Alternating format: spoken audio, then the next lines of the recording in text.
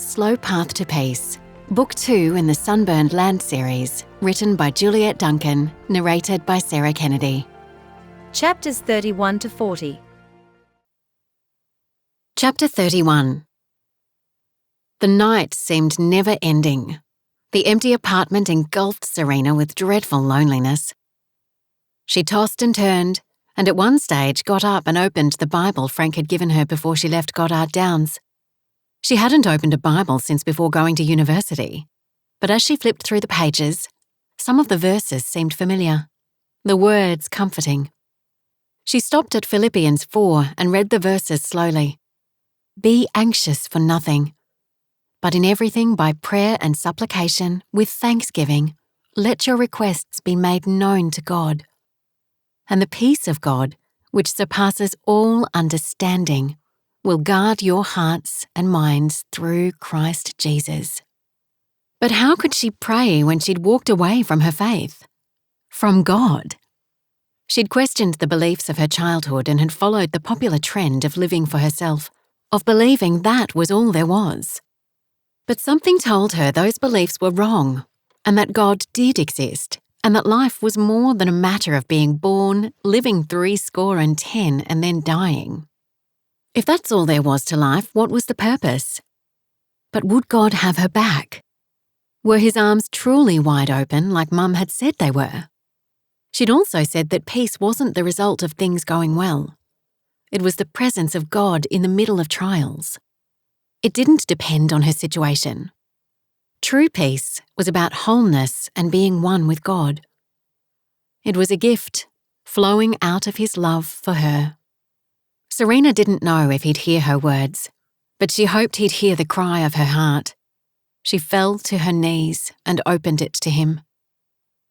Afterwards, she felt cleansed, lighter, and she also knew that if she were pregnant, God would be with her and would give her the strength to face whatever lay ahead. Morning finally came, the day of reckoning. Emma sent a text saying she'd be there at 9. Serena looked at the time. It was almost 8. She'd slept longer than expected. And then she remembered the events of the previous night. It almost seemed surreal. Had she really gotten down on her knees and prayed? It seemed like a dream. But then her gaze landed on the Bible on her bedstand, open at Philippians. She picked it up again and reread the verses. As she did, peace filled her, and she knew she hadn't imagined it. She lifted a hand to her cheek, hoping that perhaps some miracle had happened in the night as well. But no. The scar still felt rough and raw. And then her stomach churned and she dashed to the bathroom. Nothing had changed, and yet it had. She had a new confidence that she would survive. After showering and dressing, she forced herself to eat a piece of toast which she ate while sitting on the balcony. The bay was crystal blue, reflecting the hue of the sky, and for the first time in a long time, she appreciated how beautiful it was. The only thing missing was David.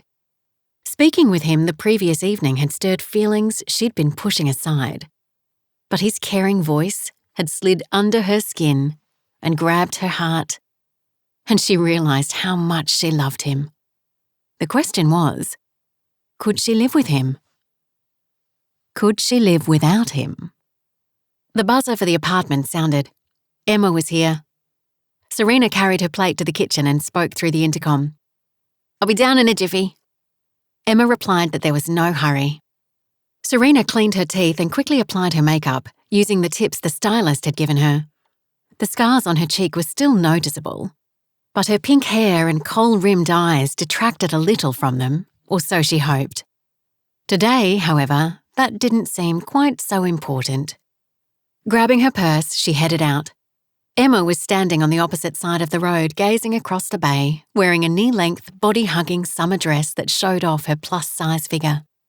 She was only 2 years older than Serena, but she couldn't be more different. She was still carrying some baby fat that hadn't shifted for months. Serena guessed it might be a permanent fixture. She was alone, as Serena had hoped she would be. As much as she loved her little niece and nephew, today was not the day to have them around. She crossed the road and called out. Emma turned around and her eyes popped. "Serena! Look at your hair! It's gorgeous!" She moved towards her, and after they embraced, she stepped back to take a good look. "Jeremy said it was pink, but I couldn't quite imagine it. You know me, Madam Conservative and all that." Serena smiled and thanked her. Emma's light brown hair was pulled back in a messy bun and really could do with some TLC. But Serena knew she didn't care too much about her appearance. She was a jolly soul who seemed happy in her own skin.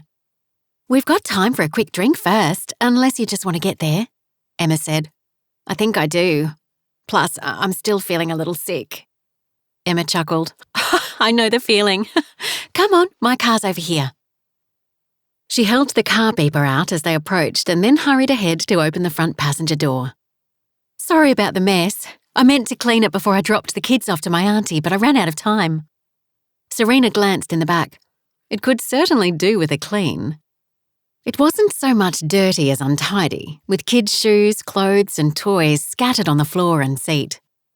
"It's fine," she said as she climbed in. She didn't quite understand how mothers always seemed to have no time for things like cleaning up their car, but she guessed she'd be finding out soon enough. And with that thought, her anxiety returned. The truth was, she didn't want to be a mother. She didn't want that kind of life.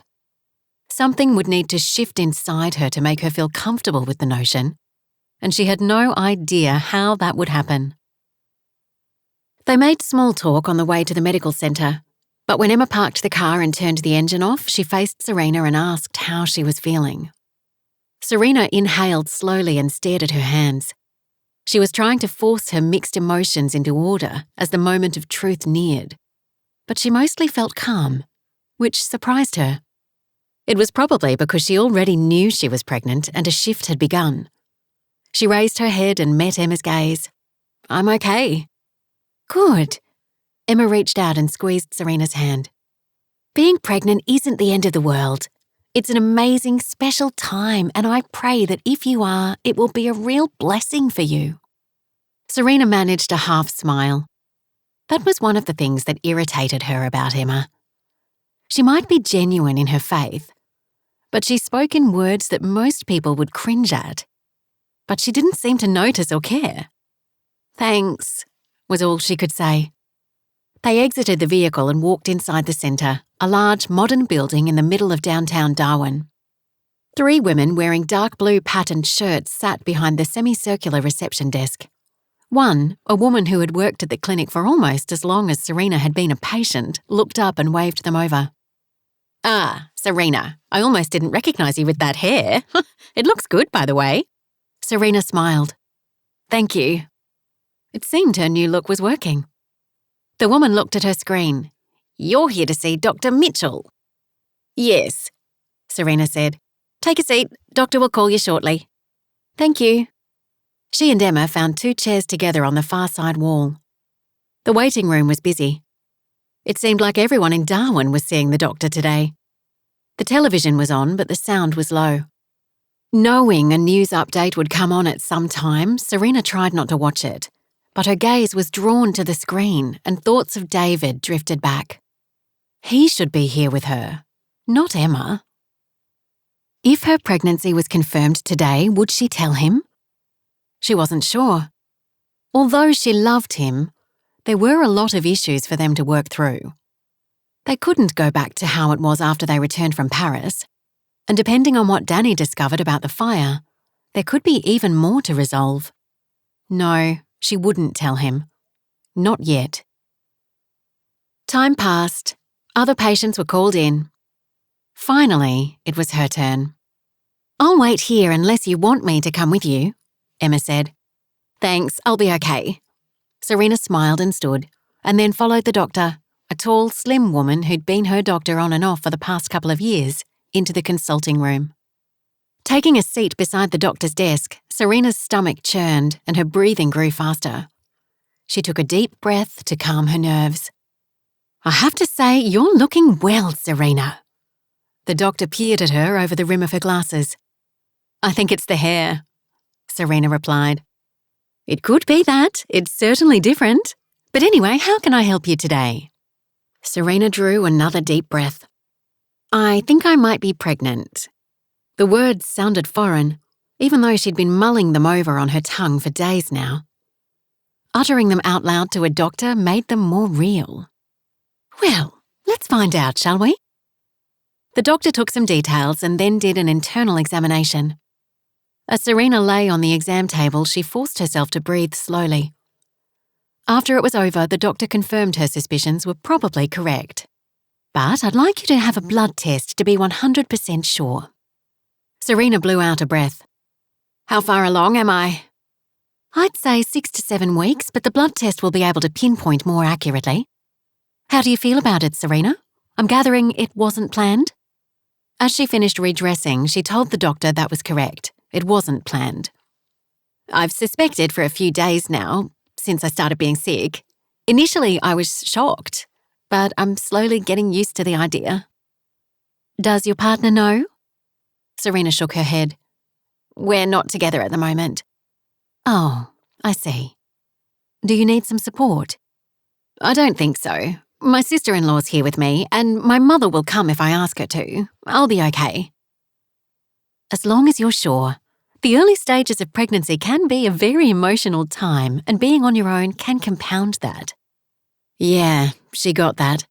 She smiled at the doctor and thanked her. I'll get that blood test, and then what? I'll give you a referral to a gynecologist. I'd probably suggest that, given what you've been through, you might need a little extra care. Serena was puzzled. But surely my burns won't affect the baby. No, but you also suffered internal injuries. I think it's wise, that's all. Although you're looking great, that scarring is improving. The doctor's gaze swung to her cheek and Serena cringed under her scrutiny. Maybe, she said, shrugging. I don't know. The doctor leaned forward and took both her hands in hers. Her voice was soft with compassion. Serena, you're doing well. Don't be despondent. Serena blinked back the sudden tears that stung her eyes. Thank you. I'm trying not to be. I know. You're a strong woman and you'll rise above this. The doctor straightened. I'm looking forward to seeing you back on television sometime soon. The guy who replaced you simply doesn't cut it. If only. I doubt I'll be going back, especially since I'm pregnant now. Yes, I understand. But perhaps it's something to work towards. Yeah, maybe. She didn't say she already knew that getting her old job wasn't an option. It was irrelevant now. She stood and thanked the doctor again for her time. I'll see you again after you've had the test done. Okay. Serena smiled again and exited the room. As she entered the waiting room, Emma looked up expectantly. Serena gave a nod before making her payment at the reception desk and joining her. Standing, Emma embraced her and held her tight. Serena struggled to contain her tears as she felt genuine love flowing from her sister-in-law. Yes, she would get through this. It wasn't what she'd planned, but somehow, underneath, she sensed that God had it under control.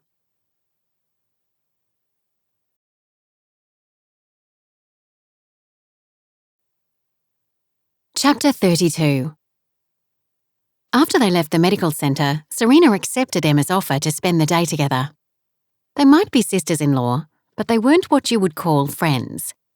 And normally she would have made some feeble excuse, citing something or other she needed to attend to, thanked her for being there to hold her hand, and then gone her own way. But having received the confirmation that she was indeed pregnant, being with someone who'd been pregnant twice was comforting. Emma suggested they walk along the waterfront, grab an early lunch, and then perhaps take in a movie. Since Serena had nothing better to do, she agreed. Strolling along the path that meandered all the way to East Point, they fell into an easy conversation, which was surprising. She'd never spent any time alone with Emma. Jeremy and the children were always around whenever they saw each other, which wasn't that often, with Serena spending a lot of time overseas. It was strange at first, and she wasn't sure what they would talk about. But Emma was a chatty person, and Serena soon found herself opening up to her. I'm not sure what I'm going to do, she said as her gaze locked onto 2 yachts sailing in the gentle breeze. reminding her of the birds she'd admired that day at Goddard Downs. What would it be like to not have a care in the world? You mean about the pregnancy? There was an edge to Emma's voice, a tinge of alarm. Serena turned and faced her. Emma's round eyes had enlarged and Serena winced. She understood how her statement might have caused concern. No, I meant about life in general, not the pregnancy, sorry. Oh, I thought you meant, no, I'm not going to have an abortion. Phew. I'm so relieved. For a moment there, I thought that's what you meant. No, I wouldn't do that. I'll keep the baby, even though I'm going to be a terrible mother. No, you won't. I'm sure you'll be great. It might take a bit of time to get used to motherhood, that's all. Thanks for your vote of confidence, but I'm not so sure. Anyway, that's only one thing. What else is bothering you? Serena exhaled and wiped the sweat off her brow. They were between the pockets of trees that offered reprieve from the sun, which was now beating down with intense ferocity. Let's stop for a drink and I'll tell you. Great idea. There's a cafe up ahead. After they reached it, they chose a table under the shade of an umbrella on the deck and ordered iced lattes and a chocolate brownie each. So, what do you want to talk about? Emma leaned forward on her crossed arms. Serena hesitated before replying, now a little unsure that it was a good idea to unburden herself to this woman. But who else was there to talk to who would understand? At least Emma knew her circumstances. She released a big breath. I'm not sure what to do about David. I called him the other night, but I don't know that I should have. Emma's brows winged down. Why's that? Isn't it good that you're talking? Serena stared at the glass of water in her hands. I think he assumes we'll get back together and everything will be fine. And you don't want to get back together? Serena shrugged. I don't know. As soon as he finds out about the baby, he'll smother me again, worse than before, and I won't handle it properly. Talk to him. I already have. But I guess I can try again. I'm waiting to hear back from my boss, Danny. Her gaze lifted from her glass to Emma. I've asked him to look into the fire that killed David's mother and siblings. Emma's brows lifted. Well, I didn't know about that. He keeps it quiet. I think he lit it. Really?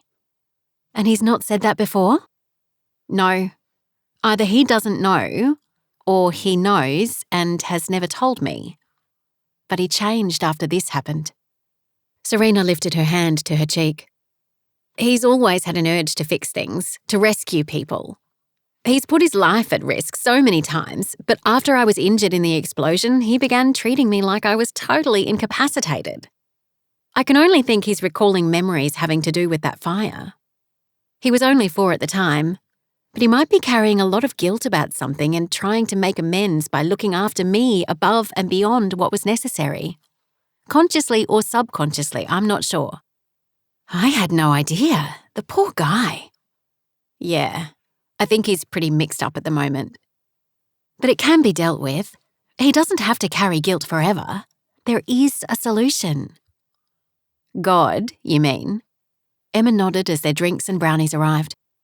She waited until after the waitress left to reply. Yes, God's in the business of relieving people's burdens. Serena thought about that as she stirred her latte. Although she'd spent the last 10 or more years ignoring God, she did know that was the business he was in. Her overnight experience gave testament to it. Yes, I know. She drew a long breath. Last night, something strange happened to me. I couldn't sleep, so I grabbed the Bible Frank gave me before I left him and Mum, and I started reading it, more with the thought that it might put me to sleep. But the words spoke to me, and I somehow felt lighter. Emma nodded. Scripture does that. God speaks to us through it, and as we open our hearts to Him, He can take our burdens and lighten them. He can do that for David too. I'm not sure that he believes in God. That's okay. We can pray and ask God to reveal Himself to him. He has His ways and means. She winked. I used to be a Christian. Serena stirred the ice around her latte and then took a sip. It was cool and refreshing, and the coffee didn't upset her stomach. Yes, Jeremy told me you were quite the advocate when you were younger. Yeah. She gazed across the bay. I was interested in the youth leader, and I jumped in to attract him. Did it work?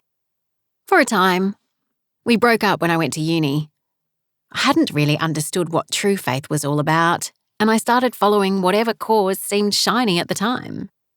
There's a parable about that. I think I remember it. Is that the one about the sower? That's the one. I think I was like the thorny ground. I accepted Jesus, but then I got distracted by the things of the world and I fell away.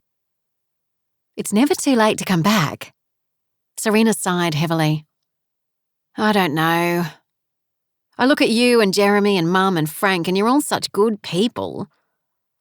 And then I look at my dad, and all I see is a hypocrite. He went to church every Sunday, but he used people during the week. And then there's this. She raised her hand to her cheek again. If God loves me, why did he let this happen? Emma looked at her kindly. There's no easy answer.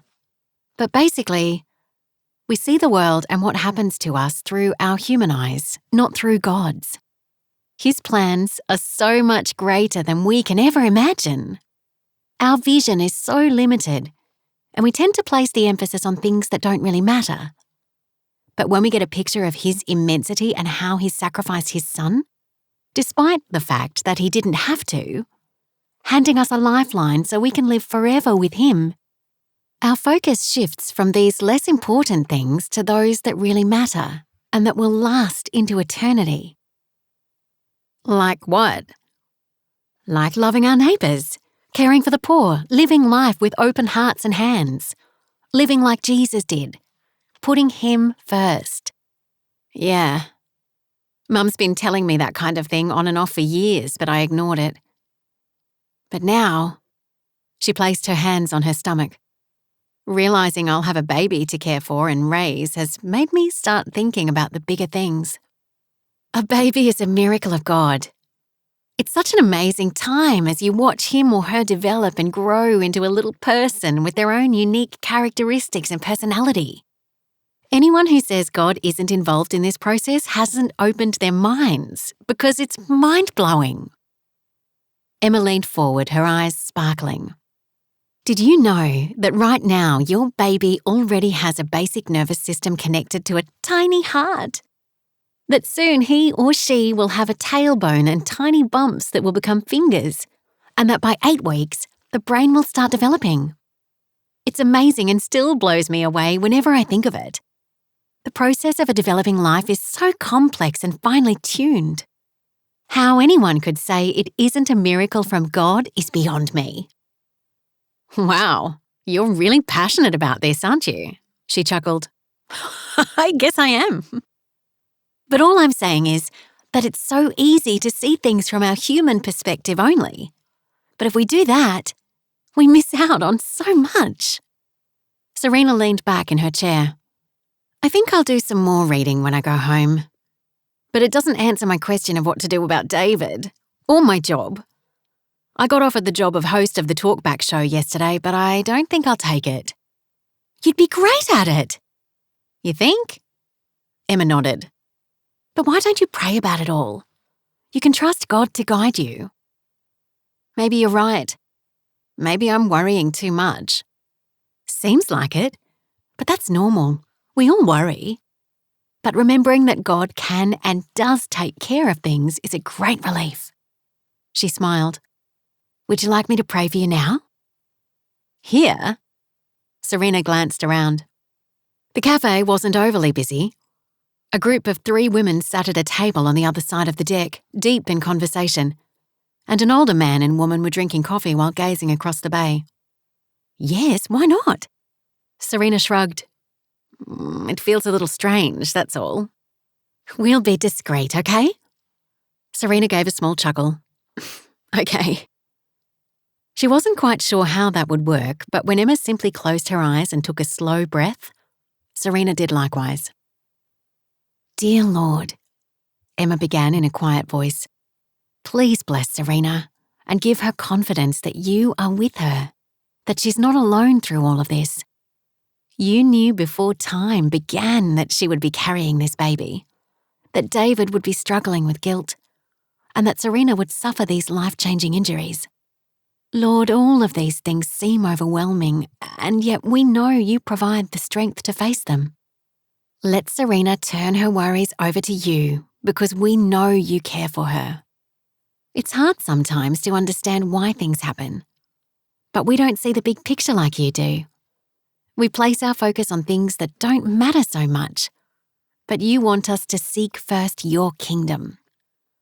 Lord, I pray for this little baby that Serena's carrying, an unexpected blessing that will change her life forever.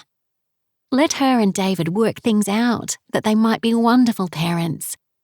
Lord, we thank you that you are a God who truly cares, one we can turn to in times of trouble, and one we know who listens. Help Serena to come to that place where she can say with confidence that you are her refuge and strength, a very present help in times of trouble. May she experience the peace that comes from a right relationship with you. I pray all these things in Jesus' name. Amen. Serena swallowed hard. She wasn't used to praying aloud. She wasn't used to praying, period. But she felt a quickening in her spirit. And when she opened her mouth, the words tumbled out. Lord, I do give all these things to you. I don't understand why they've happened, but I'm prepared to trust you. Help me do that. Thank you for loving me. Amen. Tears gathered in her eyes, and like they had the night before, her burdens seemed lighter, as if someone else was carrying them for her. She raised her head and smiled at Emma. Thank you. Emma squeezed her hand and returned her smile. You're more than welcome. And you're more than welcome to come to church with us or to my ladies' Bible study group. Whoa, she hadn't signed up for any of that. She gave a small smile and said she'd think about it. That's fine, the door's always open. Now, shall we get an early lunch while we're here? Sounds good. I might even be able to face food today without throwing up. That's a good sign. I was sick all the way through to 6 months with Sebastian. It was such a struggle, but with Chloe it was much better. Serena smiled politely. There may have been a shift in her heart, but she still couldn't see herself as a mother, nor could she see herself talking about babies and pregnancy to other people so easily any time in the future. It all seemed so foreign and strange. But her life had taken some strange turns over the past few months, and this was another one.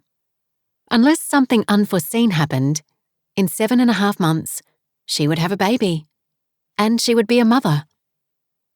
The thought made her pulse beat erratically before she reminded herself to simply trust. Chapter 33.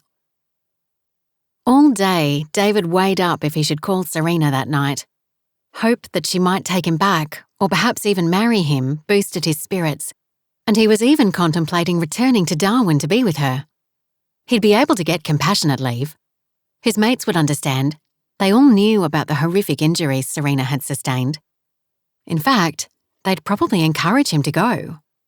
Plus, he was concerned about her. Maybe he should simply go. If he told her he was coming, he ran the risk of her telling him not to. It might be better to surprise her. These thoughts ran around in his head all day as he and the others tried to outsmart yet another fire front that had flared up overnight. When they arrived back at camp, he pulled Troy aside after dinner and spoke with him. I'm worried about Serena and I'm thinking about going home. Mate, don't worry about us. If you're concerned about her, you should go. That's what I thought you'd say. I'm just not sure it's the right thing to do. We could be here for another month. Can you wait that long? David raked a hand through his hair. Probably not, but I feel bad about letting you all down. You've done your bit, mate. In fact, you've done more than your bit. You don't owe us anything. David drew a slow breath. Okay, I'll give it some more thought. Troy clapped him on the back. Don't think too hard or you might talk yourself out of it. If she's reached out to you, it might mean she needs help. Yeah, I think you're right. She didn't sound good last night. Well, pack your bags and get on the first flight out of here. As long as you're sure. Yeah, mate, off you go. And I'll be sure to pray for you, okay? Thanks. David still thought that was a strange thing for Troy to do, but he hadn't forgotten the calmness he'd felt after he'd prayed for him the other night. I'll speak with the commander and see when I can leave. Good-o. And if you want to chat afterwards, you know where I'll be. David nodded. Yeah, mate, I might do that. He left Troy and walked through the camp until he reached the community centre that had been commandeered by the fire services as the control building for the region. Although it was after hours, he knew Commandeer Grierson would still be there. The man barely slept, or when he did, he grabbed only a few hours on the camp stretcher set up beside his desk. The lights were on as David approached. He walked up the stairs and knocked quietly as he poked his head around the corner. Excuse me, sir, could I have a word? Sure, come in, son. The man, one of the most respected and experienced firefighters in the force, waved him in. In his late 60s, he still had a good head of hair, although it was greying, and he wore glasses that he removed as David entered. Take a seat. David sat on the opposite side of the desk. I won't take up much of your time, sir. I'm wanting to take compassionate leave. The man grunted. Family problems? Kind of. I'm worried about my partner, Serena. She's the one with the burns, isn't she? Yes, that's her. David groaned inwardly. Serena would hate being referred to like that. We'll certainly miss you, Kramer, but leave is granted. Thanks for your efforts. Thank you, sir. I appreciate it. He stood and started to leave. Shut the door behind you. Will do. David chuckled as he walked out. No wonder the man was good at his job. No time for chit-chat. David headed back to camp and spoke to the head of the transport section and arranged a lift back to Canberra the following morning. He'd grab a flight from there and would be back in Darwin by mid-afternoon. As he went to find Troy, his phone rang. Expecting it to be Serena, he answered quickly, without realising the ringtone wasn't hers until it was too late. It wasn't Serena. It was his Aunt Peg telling him that his father had been taken to the hospital and wasn't expected to live. His liver was failing from alcohol abuse, and if David wanted to see him before he passed, he needed to come home. He told her he was already coming and that he'd be back the next afternoon. Oh, that's good, David. I don't think he'll last longer than that. After the call ended, he slumped against a tree trunk and slipped all the way to the ground and held his head in his hands. He'd not spent much time with his father following the fire that killed his mother and siblings. His father had drunk himself into a stupor and disappeared from his life, only resurfacing every now and then to go into a rehab facility to dry out before starting the cycle all over again. But he was the only one who knew what truly happened that night. If he died, the truth would die with him, and then David might never know, and his nightmares would continue forever. He needed to get home before his father died, but suddenly the prospect of discovering the truth seemed overwhelming. If he discovered he was responsible for the death of his mother and siblings, how could he live with that degree of guilt? Troy's words came back to him. I know only one way of dealing with things like this. Prayer. He needed to find Troy, ask him to pray for him again, because his head felt like it was about to explode. He found Troy sitting at an outside table chatting with a few of the others. He looked up as David approached. He must have seen the despair on his face because he stood and guided him away from the table. What's up, mate? Didn't you get leave? Yeah, mate, it's not that. My dad's dying. I didn't know he was still alive. Yeah, but he's been pretty much dead since the fire. He's an alcoholic. He felt like he was holding raw emotion in check and that any moment it would tumble out. Oh, I'm sorry to hear that. It's my fault. What do you mean? He started drinking after the fire. He squeezed the sides of his head with his hands. He had to stop the noise. If I lit it, Stop right there. I know where you're going, and it's not a good place. But no buts. You were a kid. He's an adult. He's responsible for his own behaviour. It's easy to say that, but I don't know what to do with this guilt. He couldn't control the spasmodic trembling inside him. Tears spilled from his eyes and rolled down his cheeks. I told you before. For a start, you don't know what happened for sure, and even if you did light it, you can't turn back the clock. There's only one cure for guilt, and that is to hand it to God and allow Him to take care of it. I don't understand how that works. Do you want me to explain it to you? Not now. I need to pack and get ready to leave first thing in the morning. Well, that will take you all of 5 minutes. David knew that, but he wasn't in any mood for a sermon. How about you just pray for me? He wiped his face with his sleeve. I can do that. Would you like me to pray now? Okay. He bowed his head as Troy placed his hand on his shoulder, drawing a slow breath to calm his spinning head. Lord, I pray once again for my friend David. His heart is heavy and burdened with guilt. May he lay that guilt at the foot of the cross and be freed from the chains that bind him. May he experience the peace and freedom that comes from a right relationship with you. And Lord, I bring David's father before you. I know nothing about him, but it seems he's lived a troubled life. As that life is possibly coming to an end, may he consider his eternal destiny, and may he seek you. Because it's written in your word that you will never turn away anyone who seeks you with all their heart. I pray all these things in Jesus' precious name. Amen. Amen, David whispered. He wasn't sure what had happened when Troy prayed, but something inside him shifted. He couldn't explain it, and he didn't understand it. But it seemed God was doing something like Troy had asked. It seemed weird. Maybe, like Troy was suggesting, he had a soul, a spiritual side that might live on after the physical body died. If that was true, it was worth exploring. But not now. He needed to pack and get some sleep, although he somehow doubted his mind would allow that to happen. But he had to try. Thanks, he said, smiling gratefully. Troy nodded. You're more than welcome. And I'll keep praying for you. Just remember that you're not alone. God loves you and He wants you to reach out to Him, okay? Okay, I'll try. Do you want to have a drink with the boys before you pack? David hesitated. He'd rather simply go and pack and slip away quietly without any fanfare. But they were his buddies, and he should at least tell them he was leaving. Okay, just a quick one. Good man. Troy clapped his shoulder as they strolled back to join the group of 6 men sitting around the table, chatting and drinking. They all looked bone-tired, their smudged faces bearing witness to yet another hard day of work. Troy broke the news to them that David was leaving. As expected, they all said they'd miss him but wished him well. He had one drink and then left to take a shower and prepare for his trip home. Chapter 34. The day seemed endless.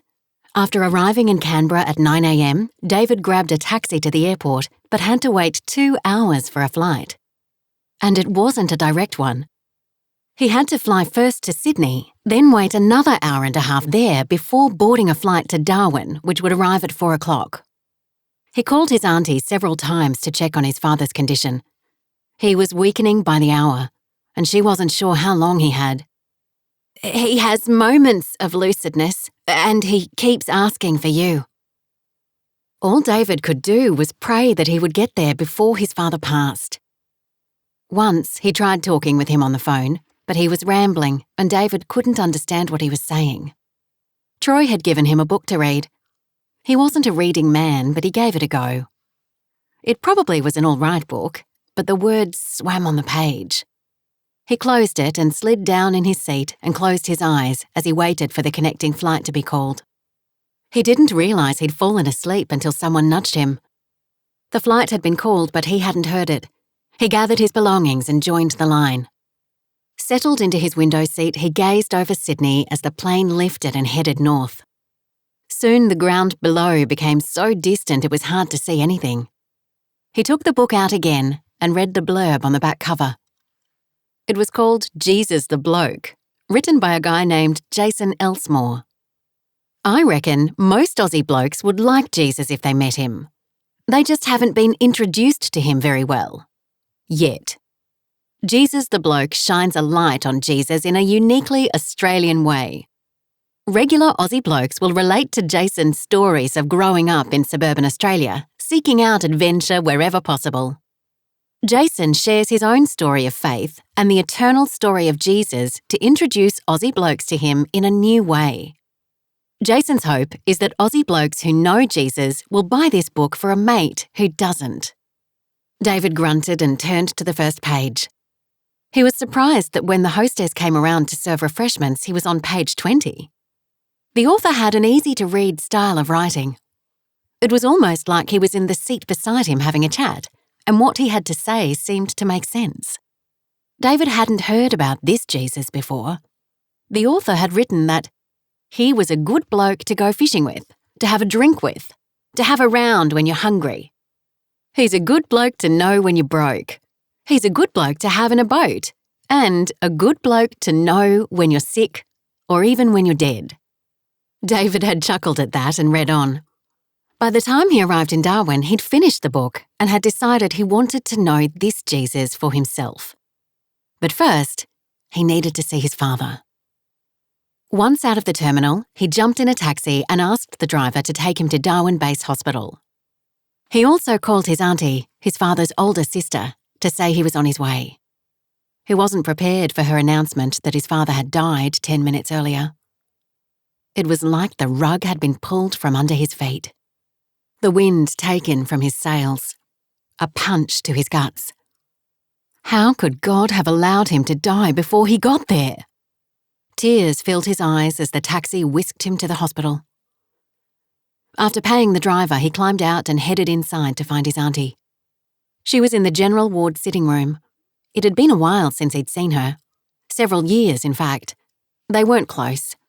After he'd gone to live with his other auntie, his mother's sister, after the fire, he didn't see his father's relatives much. But as an adult, he'd made an effort to get to know them. He wasn't sure why, but guessed it had something to do with wanting to belong. Auntie Peg was in her mid-60s, although she always seemed old to him. She was of average height and carried quite a lot of weight. She struggled to stand when he entered the room, and he hurried over to help her. Her eyes were red, and she looked distressed. He bent down and hugged her. "I'm so sorry, Auntie." She sobbed against his chest for a long time. He wondered why she was there on her own. Tom, her second husband, had died several years earlier, but she had 2 adult children, Charlie and Amanda, his cousins. Not that he ever saw them. "You're here on your own?" he asked as he rubbed her back. She nodded. "Charlie said he'll come soon." She pulled away from him and dabbed her eyes. "Good," David said. "So, the old blighter couldn't hang on until I got here." "I know. I kept telling him you were on your way. He was in a terrible state, Davy." Tears spilled from her eyes again. "He was in so much pain." "Did he say anything?" "He said he was sorry." A heavy breath flew from his mouth. "Sorry." Sorry for what? For walking out and leaving him when he was all he had left? For dying before he got there? For not waiting so he could ask what really happened the night of the fire? He shook his head and walked to the window as more tears threatened to fall. Now he'd never know. And he'd have to carry that burden with him for the rest of his life. "No, you won't. I can take it from you." David blinked. Where did that come from? But he knew. It was the soft voice of Jesus the Bloke. "Come to me, all you who are weary and burdened, and I will give you rest.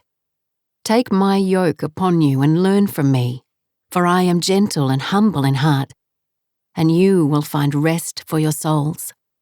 He wiped his eyes and nodded. Okay, I will.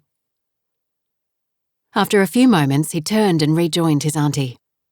Do you want to see him? David nodded. Yes. He's down this way. She walked with him through the ward until they reached a curtained-off cubicle. The nursing staff hadn't moved his body yet, and it seemed strange that a dead person would be amongst the living. Auntie Peg pulled the curtain aside and asked the nurse if they could go in. She said they could, finished what she was doing, and then left them in private. Although he should have been prepared for the way his father looked, David wasn't.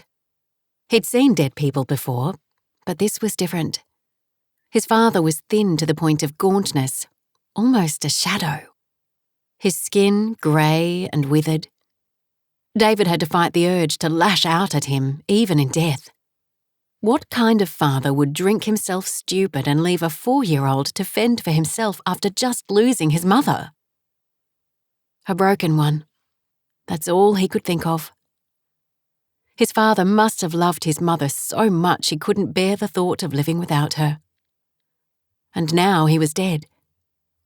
And the truth of that night had died with him. Why hadn't he asked him before? He gave a hostile glare. Because it was taboo, that's why. His father had never wanted to talk about it. It was like the tragedy had never happened. David slumped onto the chair beside the bed and stared at him, swallowing hard, trying not to show his anger in front of his aunt. Her hand rested on his shoulder. He was a sorry man, Davy. After your mum died, he lost his way. He didn't mean to hurt you. He shrugged as if her words were of no consequence, but they slid under his bones and tugged at his heart. He couldn't bear the sight of him anymore. I need to go.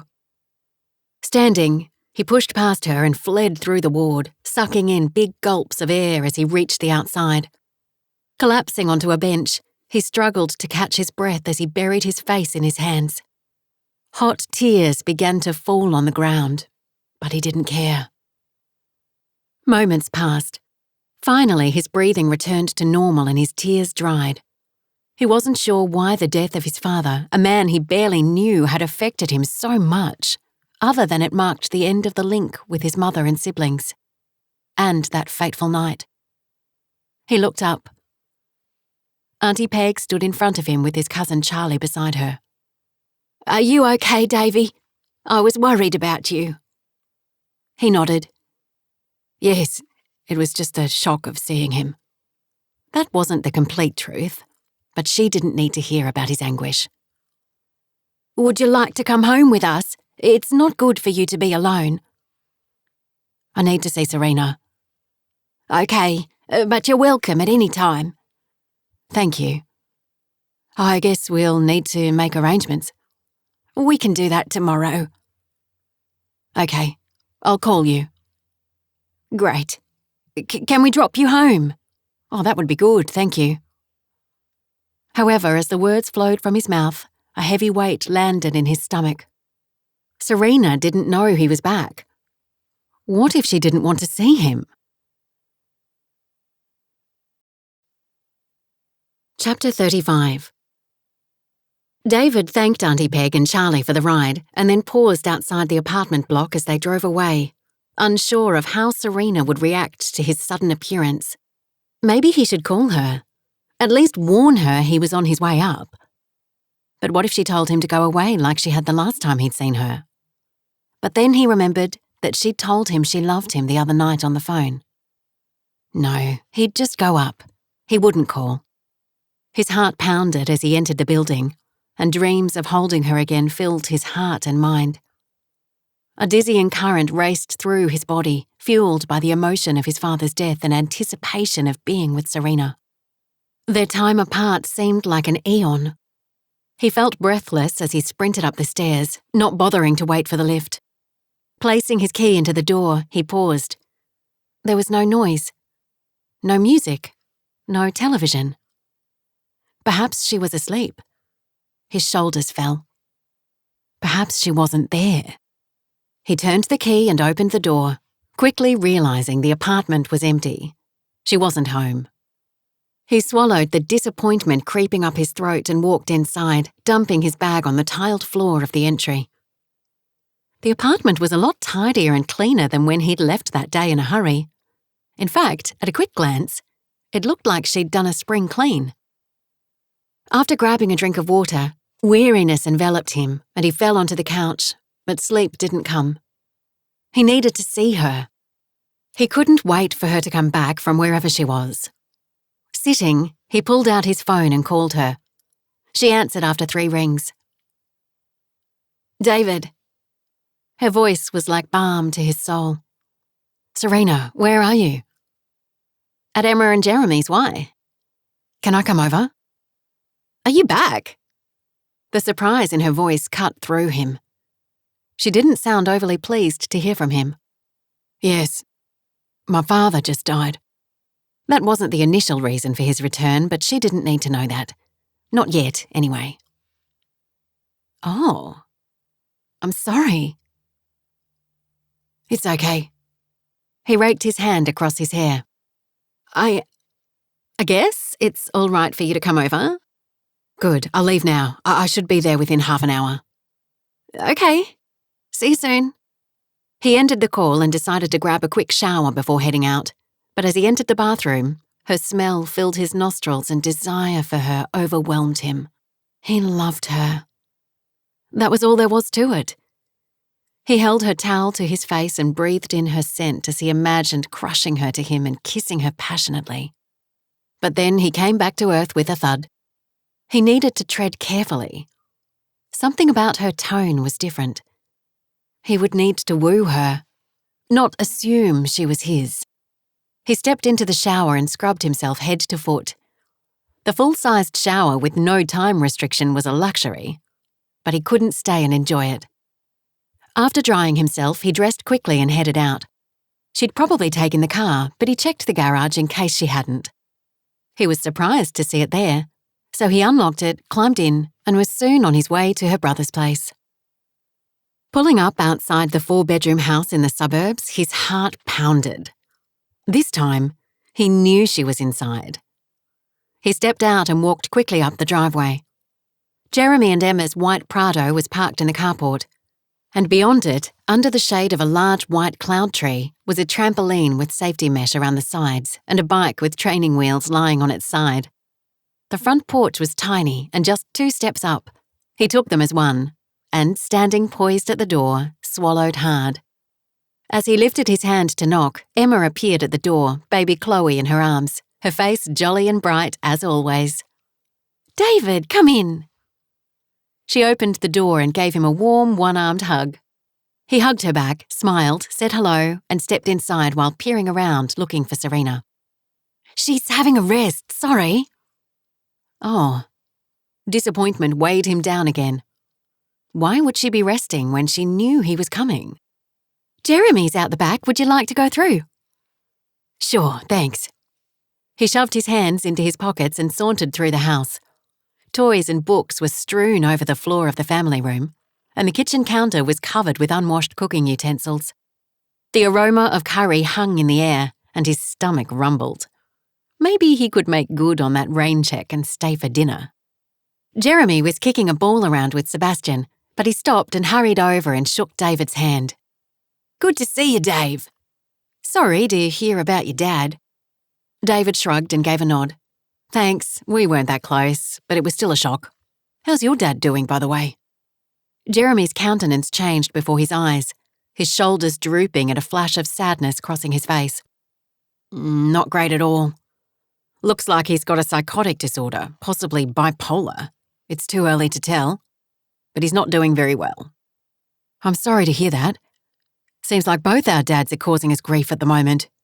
"Yeah, seems that way. Can I get you a drink?" "What are you offering? Coke, juice, water?" He'd love a beer, but Jeremy didn't drink alcohol, so it was no use asking. "Coke would be fine, thanks." Jeremy poked his head inside and asked Emma for 2 Cokes. "Can I have one too, Daddy?" Sebastian tugged on his shirt and asked in such a sweet voice that David had no idea how Jeremy could deny the request, but he did. "No, mate. Coke's for grown-ups. You can have water." Sebastian's lip protruded in a pout until Jeremy gave him a stern look. The pout quickly disappeared and he ran off to kick the ball. David chuckled. He'd never really thought about having kids, but seeing the way Jeremy and Sebastian interacted and looked so comfortable with each other made him wonder what it would be like to have a child. He couldn't imagine Serena ever wanting them, so it probably would never happen. But he was getting ahead of himself. They weren't back together again yet. As he accepted the icy cold can from Jeremy, he glanced at the back windows of the house. Was she in one of the rooms? Had she heard him arrive? Had she peeked through the blinds and snatched a glimpse of him? His heart beat faster. Any minute now he might see her. But it would be awkward in front of Jeremy and Emma. After all, they'd barely spoken since she turned down his proposal and he'd stormed off after she'd said some horrible words to him. He still cringed every time he thought of them. She'd only said them in the heat of the moment. She didn't really mean them. But words held power, and once spoken were hard to retract, leaving memories that held a bitter taste. But he'd push it aside, if only she'd take him back. Jeremy held up his can. "Cheers, mate. Good to have you back." "Thanks," David replied as they clinked cans and sat around an oblong glass-topped table.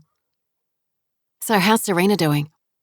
If David wasn't mistaken, Jeremy blinked several times before he replied, "Good." He said it a little too glibly, as if trying to sound convincing, and it gave David cause for concern. His forehead creased. It was unusual for her to be visiting Jeremy and Emma. He'd never known her to be close to them, even though Jeremy was her only sibling. And for her to be taking a nap in one of their bedrooms. Something was wrong. "Are you sure?" Jeremy nodded. "She's tired, that's all. It could be her new hair colour, who knows? She's dyed it pink, did she tell you?" "No, she didn't. Pink?" He chuckled. "Yes, and it doesn't look too bad." "Right. Well, I guess I'll see it soon." "Yes, I expect she's heard you." Mixed feelings surged through Serena as she perched on the edge of the single bed in Jeremy and Emma's guest room. Knowing David was outside waiting to see her had caused a knot in her stomach and a lump in her throat. His deep, familiar, masculine voice drifting in through the window reached inside and tugged at her heart. Part of her wanted to race outside and throw her arms around him and tell him she loved him. Tell him about the baby. Say she was sorry. But the other part knew that if she did, there would be no turning back. Conflicted, she stood and paced the room. But she couldn't hide in there forever. She had to go outside and face him. God, what should I do? Her breaths came fast. Why was it so hard? She loved David, and she knew he loved her. "Trust me." She stopped pacing. Yes, that's what she needed to do. Trust. They were adults. They could work this out. Taking a deep breath, she opened the door and stepped out of the room. David's heart skipped a beat when Serena emerged through the doorway. His gaze immediately landed on her pink hair, but then swept over her from head to foot. He barely noticed her scarred cheek, and even if he had, it didn't worry him. He went to her and embraced her gently, although every fibre in his being wanted to hold her tight, kiss her passionately, say he loved her. But her mere touch soothed his soul. "You're looking good, babe." He kissed her hair, breathed in her scent, and then released her. "I'm sorry about your dad," she said. Transfixed, he gave a half smile while gazing into her eyes. "Thanks. I got there 10 minutes before he passed." "Oh, that's sad." He nodded. She had no idea how sad it was. He swallowed hard. He had to address his guilt at some time, but right now, he only had eyes for her. Jeremy cleared his throat. "We'll take a walk and leave you two to chat." David blinked. For a moment, he'd forgotten they weren't alone. "Are you sure?" "Yes, we'll go to the park and be back for dinner." "Thank you." David faced him and nodded, then returned his attention to Serena. "Do you want a drink?" She shook her head. Sit with me? He headed to the table and hoped she'd follow. She did. She chose a chair opposite him. Silence filled the air. There was so much he wanted to say to her, but he didn't know where to start. He tried to hold her gaze, read her mind, see her heart. But she tore her gaze away and stared at her hands. Serena, he finally said. I'm not sure where we stand, but I want to start again with you. Without you in my life, it means nothing. Her gaze didn't shift, but he saw her swallow. Perhaps even blink back a tear. She was tormented, and he wanted to comfort her, but he daren't lest he lose her. Things changed between us after I went to you in Paris, and I'm sorry I smothered you. I wasn't fully aware of it until you told me when I proposed that night. When I saw your injuries, something came over me and I had this desperate need to look after you. I now think I know what triggered it. He waited, hoping, praying she would look at him. Seconds passed. His heart pounded.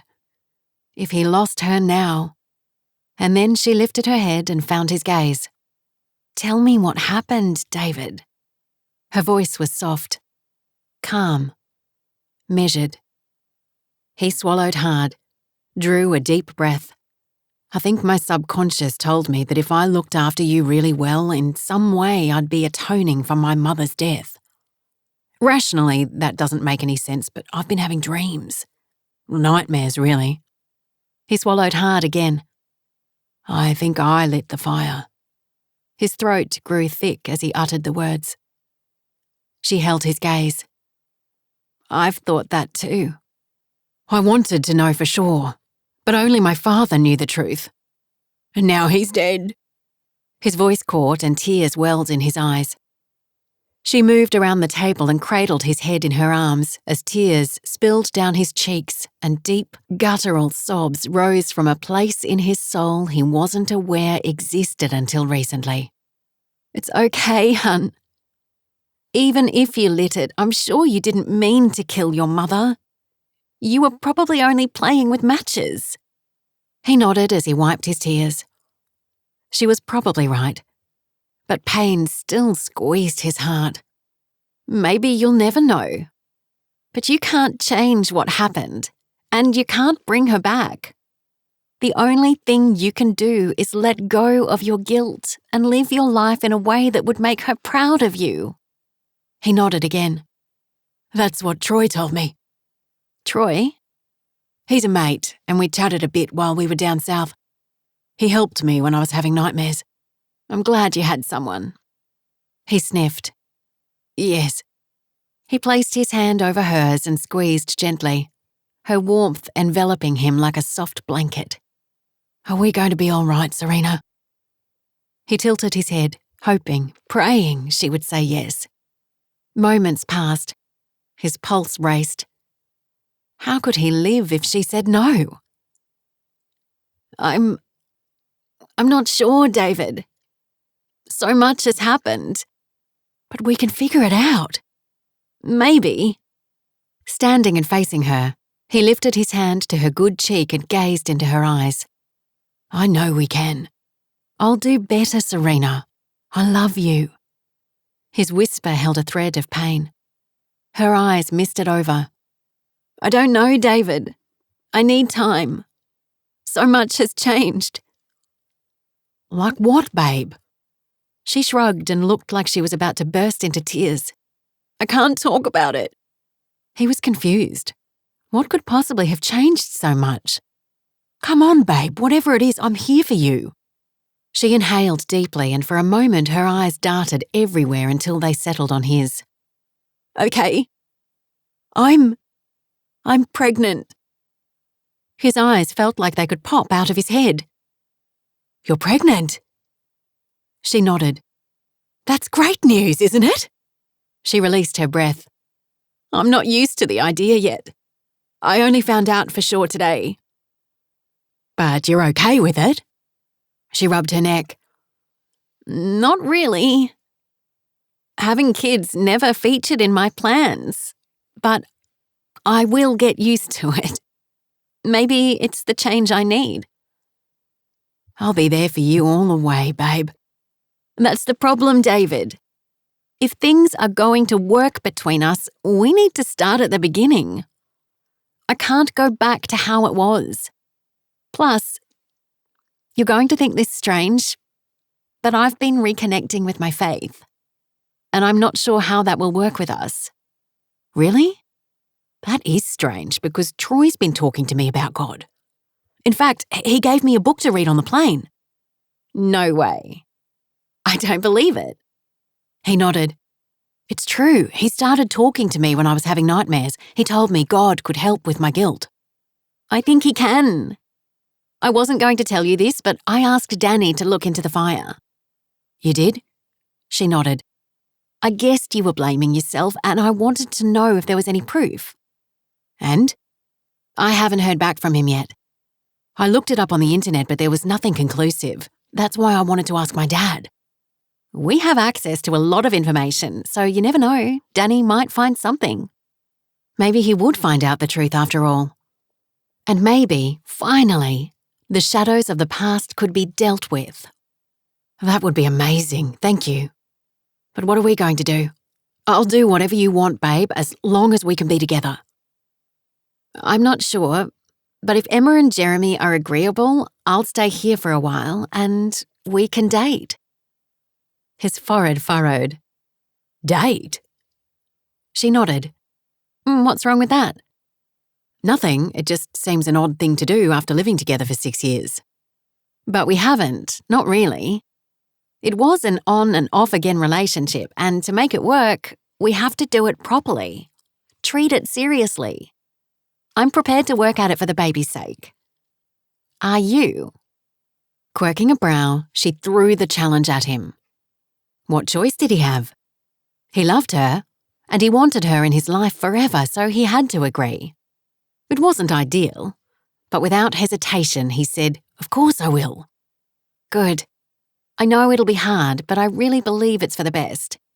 We can still spend lots of time together, but we need to work through things. She paused, and a grin spread across her face. And besides, it might be fun. We can do things people do when they're dating, like go to the movies, take walks, eat out. His mind worked overtime. She must have turned a corner, because prior to going to Brampton Downs for her mother's wedding, she'd barely ventured outside. I'd love to do those things with you, babe. Good. And perhaps we can fit in a trip to see Mum and Frank. I haven't told her about the baby yet. I'm sure we can do that. I don't have much leave left, but I can take some more time off without pay. She smiled. That would be great. It's lovely out there and I think you'll enjoy it. We could even go on an overnight cattle drive. They asked me to go on one before I came back, but I wasn't in the right frame of mind then. But things have changed. As she held his gaze and he looked deep into her eyes, his heart raced as he sensed a longing in her to be kissed.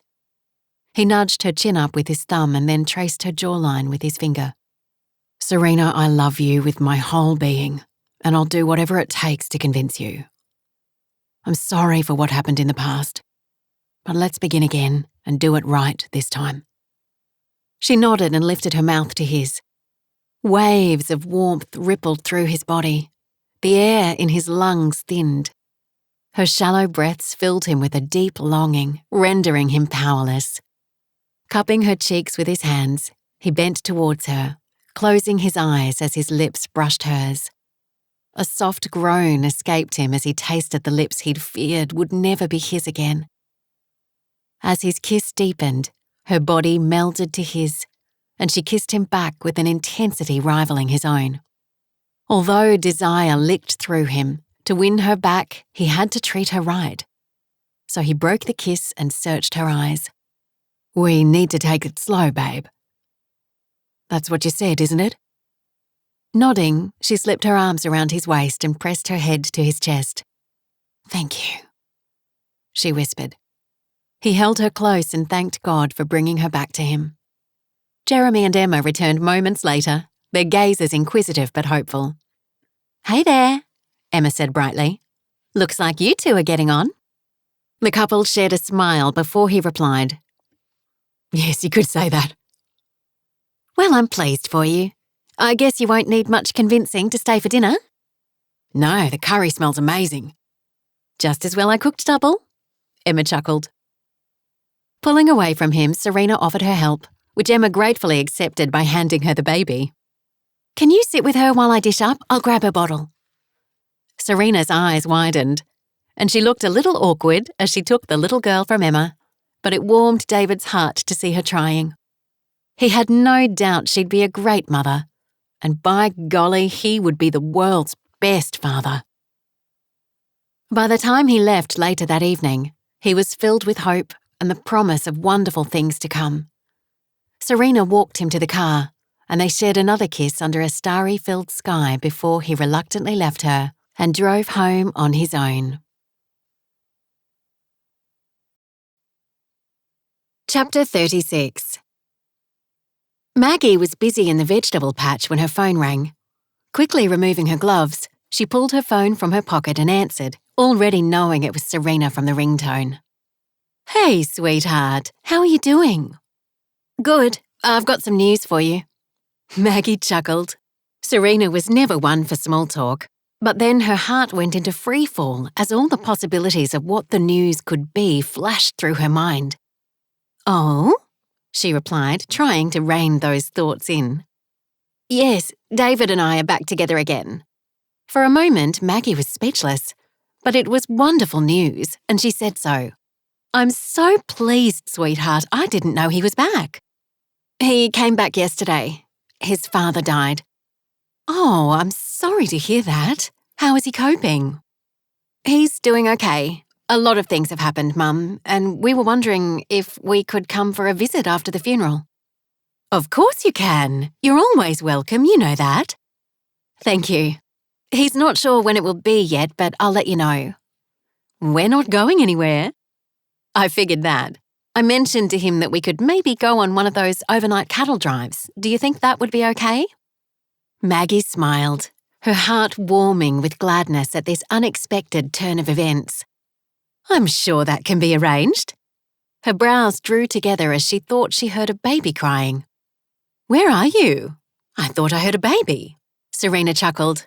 "You did. I'm staying at Jeremy and Emma's for a while. David and I are taking our reconciliation slowly, and we've agreed not to live together while we're dating." "Really?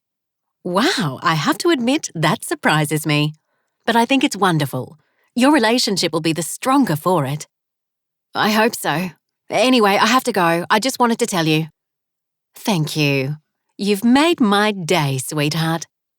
When Maggie ended the call, she gave thanks to God for the wonderful news, and as she returned to pulling weeds, she prayed for Serena and David, that their relationship would grow strong, but more than anything, that they would come to know the saving grace of Jesus in their lives and the peace that it brought. Later, when Frank returned from work and they were having a drink on the deck as the sun slowly went down across the lagoon and the sky changed from blue to a splattering of oranges and pinks, she told him the news. "I couldn't believe it to start with, but I'm so pleased they're working things out. David's a good guy, and Serena sounded happy. It'll be nice to have them both here for a while." "It will. I'm looking forward to getting to know them." "Perhaps we could go on a cattle drive with them. Serena said they wanted to go on one while they were here." "That could be arranged, my love." "Wonderful. So long as we can have a double swag." "I think we can arrange that too." Reaching out, he laced his fingers with hers, bringing her hand to his lips and gently kissing it. His gaze lingered on hers, and a smile that made her insides turn to flame simmered on his lips. If only David and Serena could experience such wonderful love. Days passed, and when Maggie next heard from Serena, she was delighted to hear that she and David were planning on arriving in 2 days' time. The roads were still closed because the rivers were still flooded, so they would fly to Kununurra and hoped they could get a helicopter ride to Goddard Downs. "That will be fine, sweetheart. And guess what? You'll be here for our shindig with the neighbours." "Oh." A pause. "Maybe we should delay our visit." "No, don't do that. It'll be fun. I didn't realise you were planning on coming so soon. David said he'd like to get out of town for a bit now that the funeral's over. He's had some things on his mind and thinks being out in the country will do him good. I'm sure it will. Being out here helps clear the mind. And if you'd rather not come to the shindig, I'm sure we can find somewhere else for you to be. I'm sure it will be okay. And you might be happy to know that I've started going out without my scarf. Tears welled in Maggie's eyes. That's wonderful, Serena. I'm so glad. You've got absolutely nothing to be embarrassed about. I know. I'm slowly getting used to it, although I don't know if I'll ever like it. Time's a great healer, sweetheart. Yes, I know that. I'll let Frank know you're coming and that you'll need a helicopter ride. And we'll also book that cattle drive. The rains are easing, so it should be fine, and the boys are keen to do a trial run before the tourist season starts. Sounds good. I'll look forward to seeing you soon. Likewise, sweetheart. After ending the call, Maggie leaned back in her chair and smiled, elated by the possibilities that lay ahead. Frank had left only moments before, but had promised to be back by lunch so they could start preparing for the shindig. She'd only just started reading her daily devotional when Serena rang, so she opened the book and reread the verses from Psalm 100, which she uttered as her own prayer of thanksgiving. Shout for joy to the Lord, all the earth. Worship the Lord with gladness. Come before him with joyful songs. Know that the Lord is God. It is he who made us, and we are his. We are his people, the sheep of his pasture. Enter his gates with thanksgiving and his courts with praise. Give thanks to him and praise his name.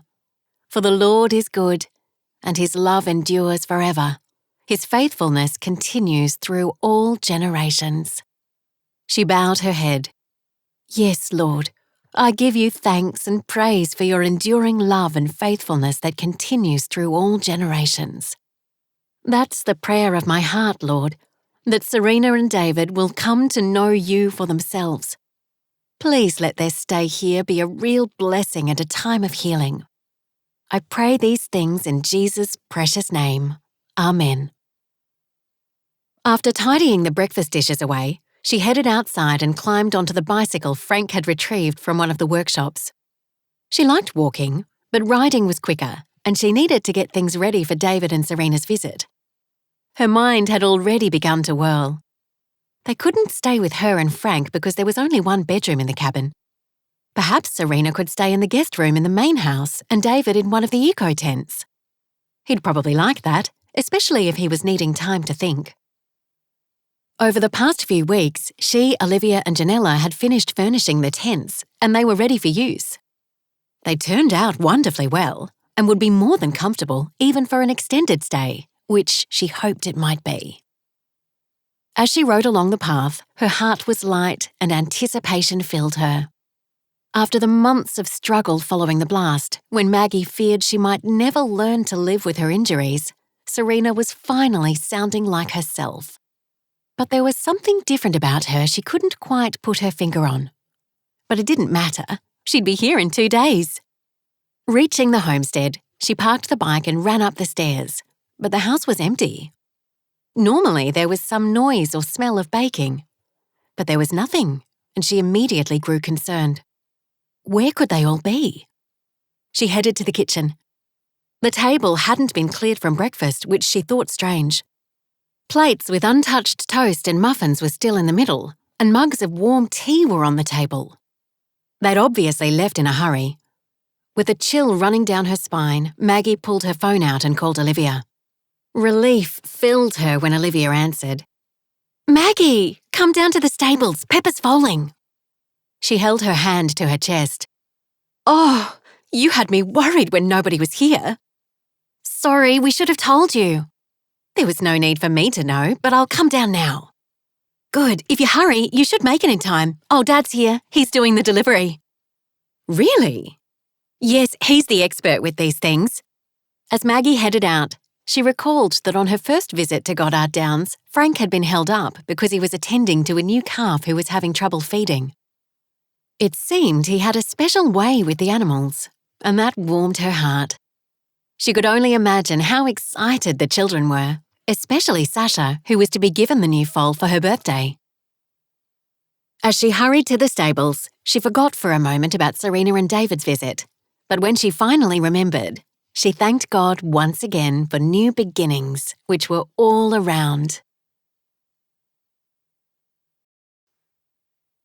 Chapter 37. David and Serena's plane arrived on time in Kununurra, and Maggie stood with Frank, her arm linked through his, as she eagerly waited for them to enter the terminal. She'd already seen Serena's pink hair as she and David walked across the tarmac from the plane. It stood out like a pink flamingo. How could she miss it? But she didn't care. It probably suited her, but it didn't matter either way. If it helped her feel better about herself, that was all that mattered. Within moments, the couple walked through the doors and Maggie rushed towards them, holding her arms out. She hugged Serena first and then David. "It's great to see you both. I love your hair, Serena." "You don't have to say that, Mum." Maggie smiled.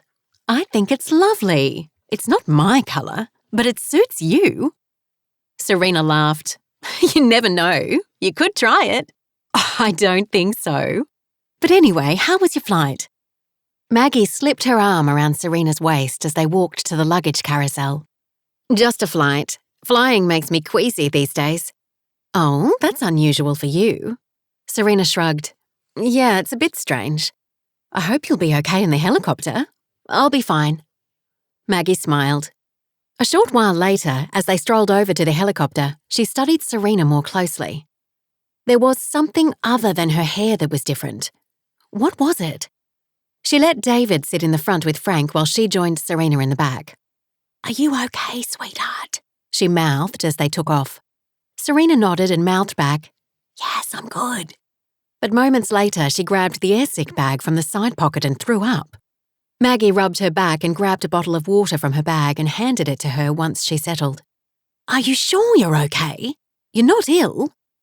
Serena shook her head. "Not ill. Pregnant."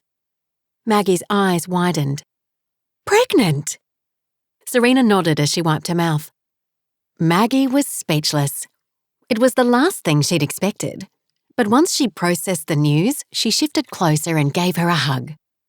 "Congratulations, sweetheart." Although she doubted the pregnancy was planned, it was still a blessing. And perhaps the reason why she and David were back together. "Thank you." "How are you?" Serena shrugged again. "Okay." It wasn't easy to talk with the engine noise and the whir of the rotors, so Maggie took her hand and patted it before turning her gaze to the scenery below. Not that she was really looking at it. How could she after hearing this most unexpected but exciting news? They landed at Goddard Downs half an hour later.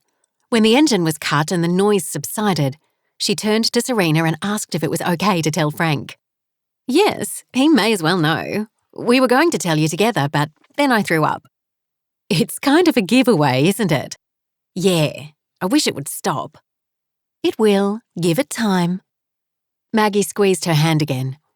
"That's what everybody says," Serena replied as she shuffled across the seat to the door. "It's true," Maggie said, following her. When they were on the ground, she faced David and grinned.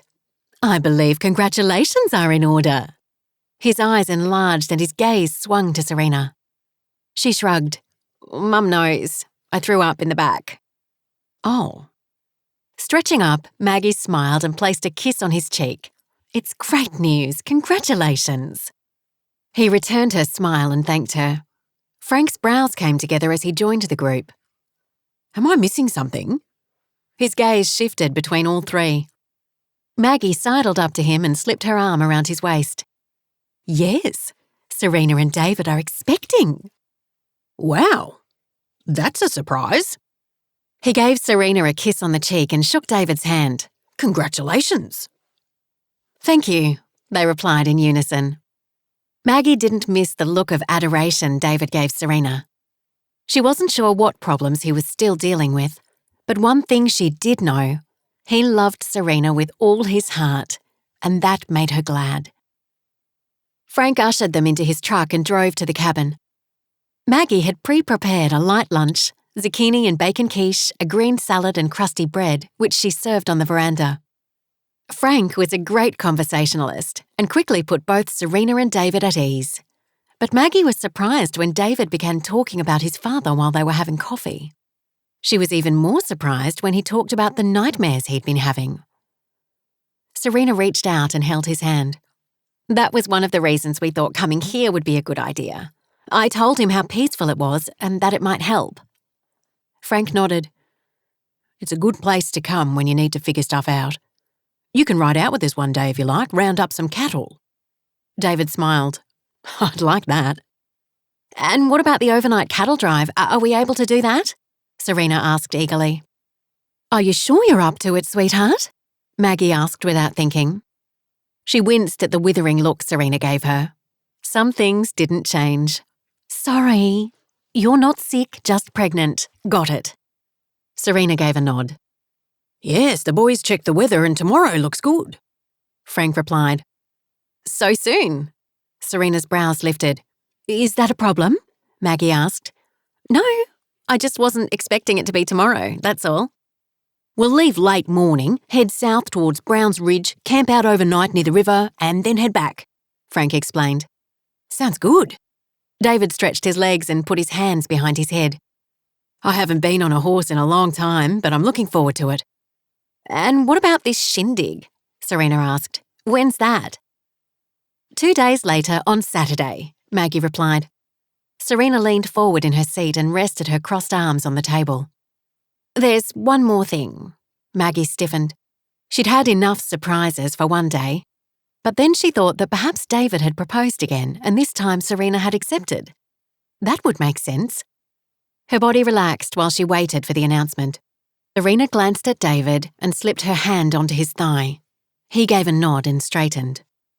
Maggie waited with bated breath and could barely keep the grin off her face. Yes, we're waiting, she said. Serena drew a deep breath. This will probably come as a surprise, but we've started going to church. Maggie's jaw dropped. That was not what she was expecting, but it was the best news ever. Even better than an engagement. Wow, sweetheart. You could have knocked me over with a feather. That's wonderful news. How did it happen? Serena explained how she'd started reading the Bible Frank had given her, and how David had read the book Troy had given him. It just seemed to make sense, that's all. We've both been struggling with different issues, and we've accepted that it's easier to let God fix them than for us to battle them on our own. Jeremy and Emma have been great and have been helping us understand the basics. We have a lot to learn, but we've both made a commitment to follow Jesus, and we're excited about what the future holds, especially with this little bundle on the way. She placed her hands over her stomach and smiled. Like I said on the phone, a lot has changed. It certainly has, Maggie said through tears of joy. God had answered her prayers beyond her wildest dreams, and deep gratitude welled inside her as she hugged her daughter. A short while later, Frank drove them to the homestead where they chatted briefly with Olivia and Janella before dropping Serena's bags in the guest room. They then headed out to the eco-tent set up to settle David in. Since it was only a 5-minute easy stroll from the homestead, they opted to walk instead of drive. David had only brought a backpack which he slung over his shoulder. The tents, 6 in total, were positioned for privacy amongst the paperbarks and palms and offered either a mountain or lagoon view. We figured you'd prefer a mountain view, so we put you in this one, but if you'd rather have a different one, it's not a problem, Maggie said. This is perfect. David smiled gratefully as he climbed the 3 steps, stopping on the deck furnished with a small table and 2 chairs, a hammock and a gas barbecue, and leaning on the railing while he gazed out. It's a great view. I think I'll enjoy sitting out here. Yes, it's very peaceful, Maggie said. Now, come inside and I'll show you around. Not that there's much to show. She laughed. It's quite compact. Frank waited outside while Maggie showed David and Serena the inside. She and the girls were proud of the way the tents had come together. This one had a double bed with a light voile canopy. Some of the other tents had 2 singles. There was also a small bookshelf with games, including a chess set, and a kitchenette with a set of plates, utensils, and basic cookware. The lights and fridge were solar-powered and the tent was fully screened, allowing good airflow. There was a shared bathroom facility behind the tents. "This is lovely, thank you, Maggie." David smiled as he gazed around. "I'll be very comfortable here." "You're welcome. You're also welcome to join the family or Frank and me for meals, or you can take them here, whatever you wish. You'll find basic supplies in the cupboard and fridge, and they can be topped up whenever you need." "Great, you've thought of everything." "Thank you. We're hoping these tents will be popular during the tourist season." "I'm sure they will be." "Now, what would you like to do? Have some time on your own, take a walk or drive, or visit with us?" His gaze turned to Serena. "Shall we take a walk?" She nodded. "That would be nice. There don't seem to be any storms on the way, so you should be fine." "Would you like to have dinner with the family tonight?"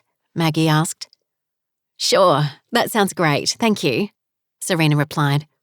Maggie smiled. "You're welcome." She left the couple and joined Frank, who was strolling through the tropical garden she and the girls had planted. Slipping her hand into his, she smiled. "It's been a day of surprises, hasn't it?" "It sure has. God is good." "Yes, I feel so blessed.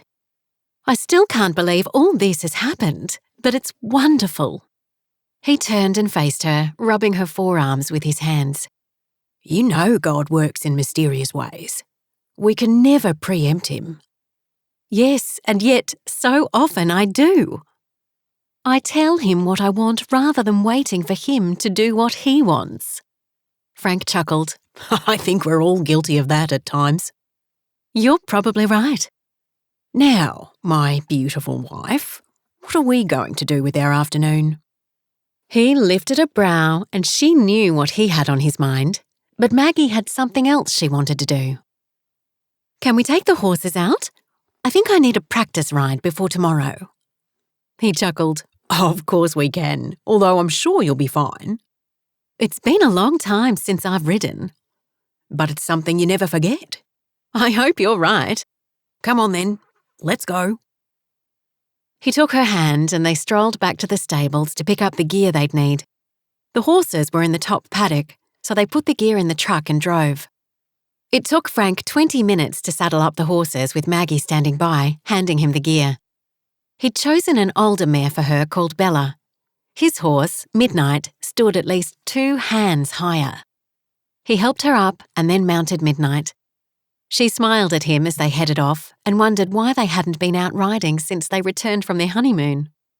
It was a lovely afternoon, hot, but not unbearably so. And it was wonderful to be out in the fresh air in the midst of this beautiful country. "Where shall we go?" she asked. "To the lookout?" "Sounds wonderful. Lead the way." They spent a lovely afternoon together, and by the time they returned, Maggie felt more confident about going on the cattle drive the following day.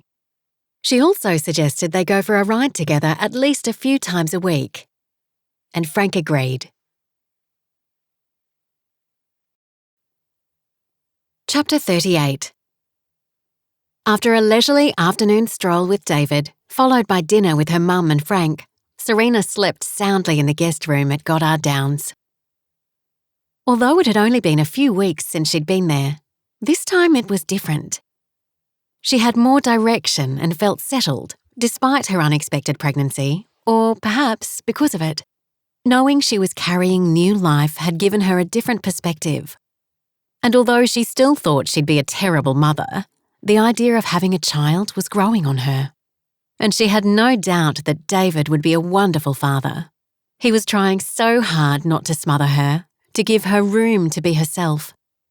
And she was starting to think that if he proposed again, this time she'd accept. But it was too soon for that. They still needed time to grow into this new relationship, with each other and with God, before they committed to spending their life together as husband and wife. Plus, the issue of the fire still remained. David was as convinced as ever that he'd lit it and was still struggling with guilt, although he'd prayed about it and had been prayed for by Jeremy and Emma. Serena hoped that Danny would find some information soon, one way or the other, although she dreaded having David's fears confirmed, but at least knowing the truth might set him free. As she awoke to the sun streaming in through the curtains, she wondered how David had slept in the tent. It looked so cosy, and she would have loved to have stayed there with him, but they'd agreed to sleep apart. She had, however, promised to have breakfast with him, not that she would be eating anything other than a piece of dry toast. But as she sat up in bed, and for the first time in a long time a wave of nausea didn't greet her, she thought that maybe her sickness had gone. How wonderful that would be! Climbing out of bed, she slipped on a pair of black denim shorts, a sleeveless white t-shirt, and a button-up overshirt that she left unbuttoned. Her hair took no time at all these days, although it had finally started to grow a little, but doing her face always took longer. Her scars had become less noticeable, or perhaps she'd simply become less conscious of them. Either way, she wasn't so concerned about how she looked anymore. Her mum had been right. Knowing she was loved regardless of how she looked made so much difference as to how she felt about herself. After making her bed, she slipped on her shoes and opened the door, only to be greeted by the aroma of bacon and eggs wafting down the hallway from the kitchen. For a moment, she thought she'd have to make a dash for the bathroom, but the expected nausea didn't come, and she smiled with relief. She'd already told Janella and Olivia she'd be having breakfast with David, so she left by the front door. Not that she didn't want to spend time with them, but there'd be plenty of time for socialising later. It was a gorgeous day, and while strolling along the gravel path, inhaling the fresh, clean air and listening to the birds tweeting and chirping, her heart lifted, and she had a sense that even though she didn't know exactly what the future held, she would be okay. As the tents came into view, her breath caught at the sight of David sitting on the deck reading. His hair, tousled from sleep, was uncombed but gave him a rugged look, along with the day-old beard on his face. Since he'd returned from fighting the fires, she'd come to realise how much she truly loved him and what a fool she'd been for leaving him dangling for so long. She could have easily lost him. He looked up and she lifted her hand and smiled. He set his book down and after taking the stairs in one big stride, loped towards her wearing a grin that sent her pulse racing. Reaching her, he bundled her into his arms, lowered his mouth and kissed her gently but passionately. "Good morning, my love," he whispered between kisses. Drawing back, she gazed into his eyes and smiled. "And good morning to you." He had breakfast already prepared, a fresh fruit platter, yogurt and croissants. "I didn't think you'd want bacon and eggs." "You know what?" she said, selecting a plump, juicy-looking strawberry from the bowl and popping it into her mouth. "I'm actually ravenous, and I think I could eat a whole pig." His brows lifted. "Really?" She grinned as she nodded. "I think the sickness is gone." "That's great news, because fruit and yogurt don't really do it for me." "I know that, but it was really sweet of you." "Thank you for saying so." "You're welcome," she said as she sat on the chair opposite him and poured juice into 2 glasses and handed him one. Easing back into the chair to take in the peaceful bushland setting, a rustling in the undergrowth caught her attention.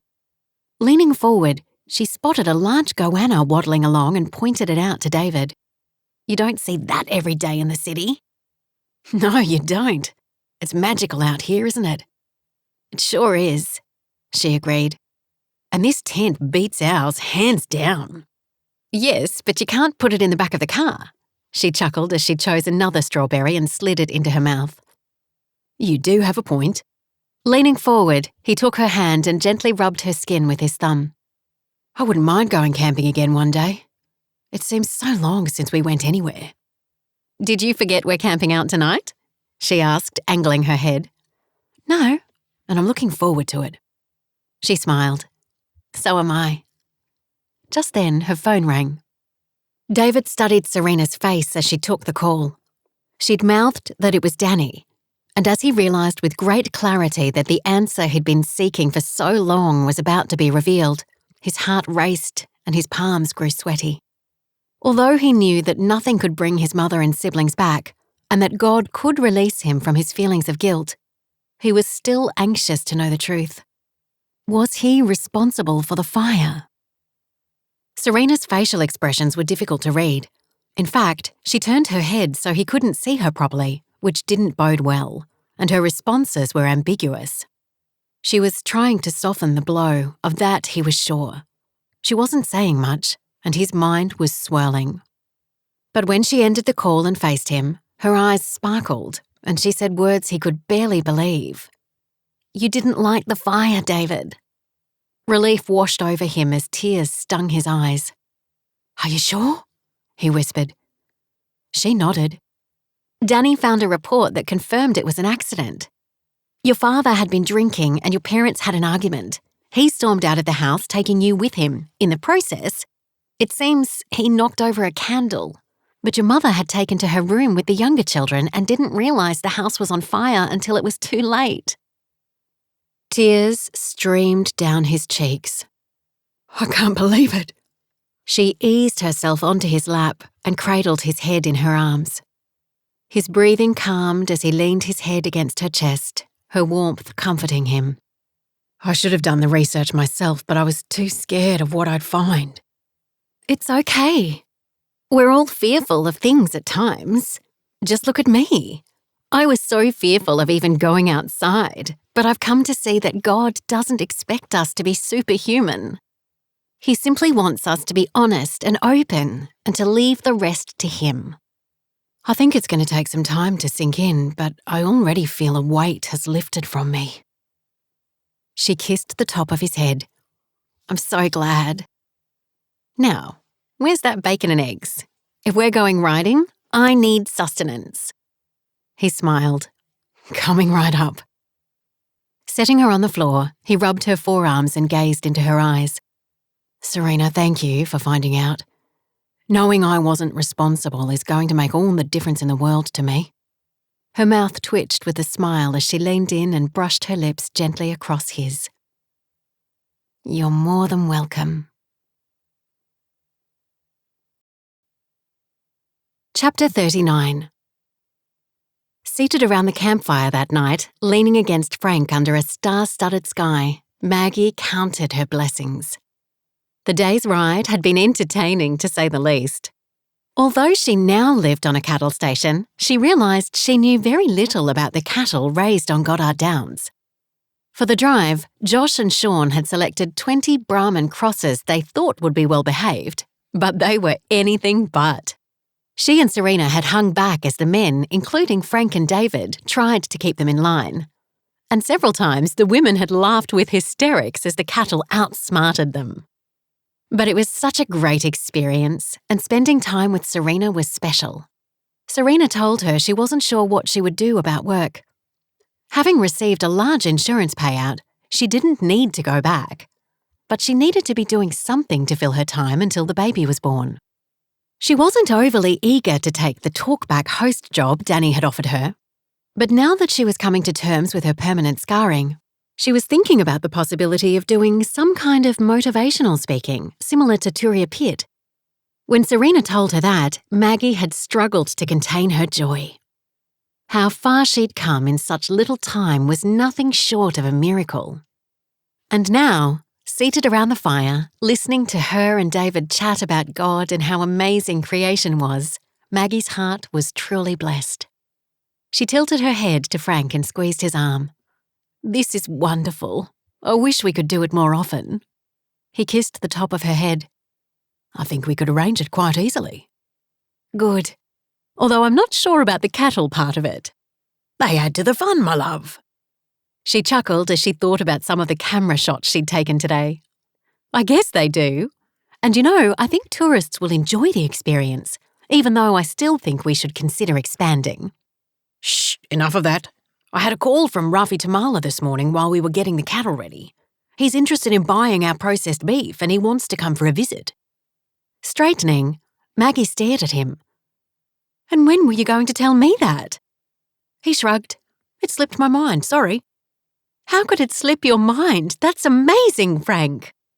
"Yes, it could be the answer to our prayers." "It certainly could be. God's been good to us, hasn't he?" "He sure has. We should never doubt his providence." She chuckled. "I've been learning that lesson."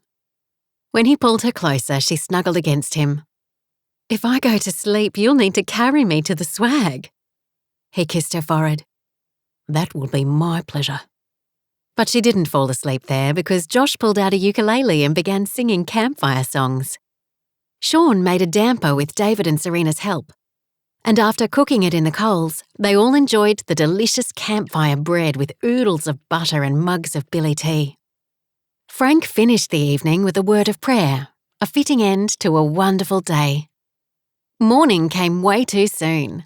The swag was more comfortable than Maggie had expected, and she could have stayed there longer except for the sun streaming down on her. Crawling out of the swag, she stretched and looked around. Frank was seated beside the fire with Josh and Sean cooking breakfast. While David and Serena were still asleep in their separate swags.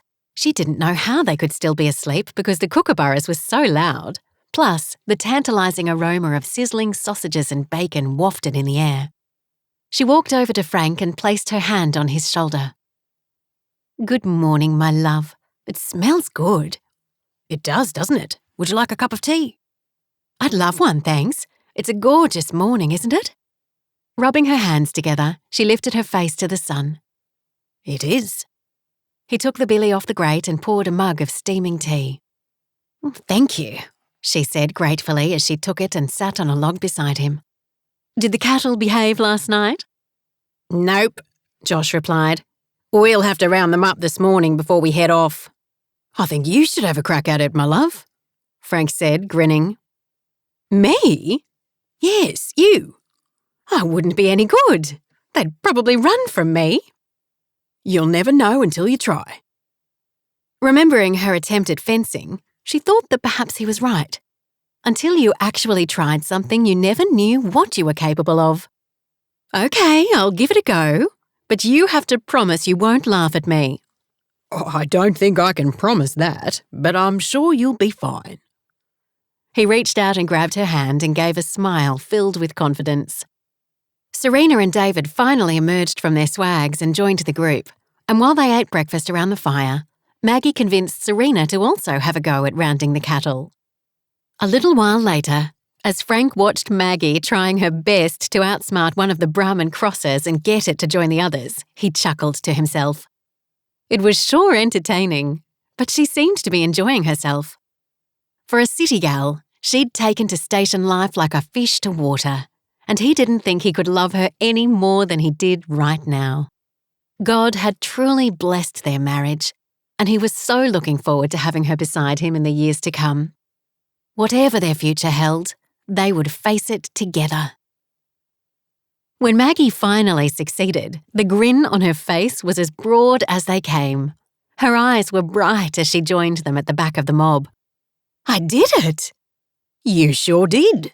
I'm so proud of you, Maggie. You look like a pro out there. She laughed. You're such a liar, Frank Goddard. No, it's the truth. I reckon we could make a ringer out of you yet. I think I'll stick to the veggie patch if you don't mind. But I have to admit, this was fun. And there's still plenty to come. I hope you've got your dancing shoes ready for tomorrow night. She laughed again. I sure do. Chapter 40. The neighbours began arriving at 3 in the afternoon. Doug and Marianne McMurtry arrived first by helicopter with their 2 children, Stuart and Sally, followed soon after by Trevor and Barbara Hanlon and their 4 children, Trudy, Michael, Simon and Sophie. The latter had arrived by road since the river between the 2 stations was now crossable for high-range vehicles. The 2 families set up camp in a paddock Frank and the boys had cleared and were soon joined by another family, the Clermonts. Brady, Sue and their 3 children, Natalie, Brodie and Penny.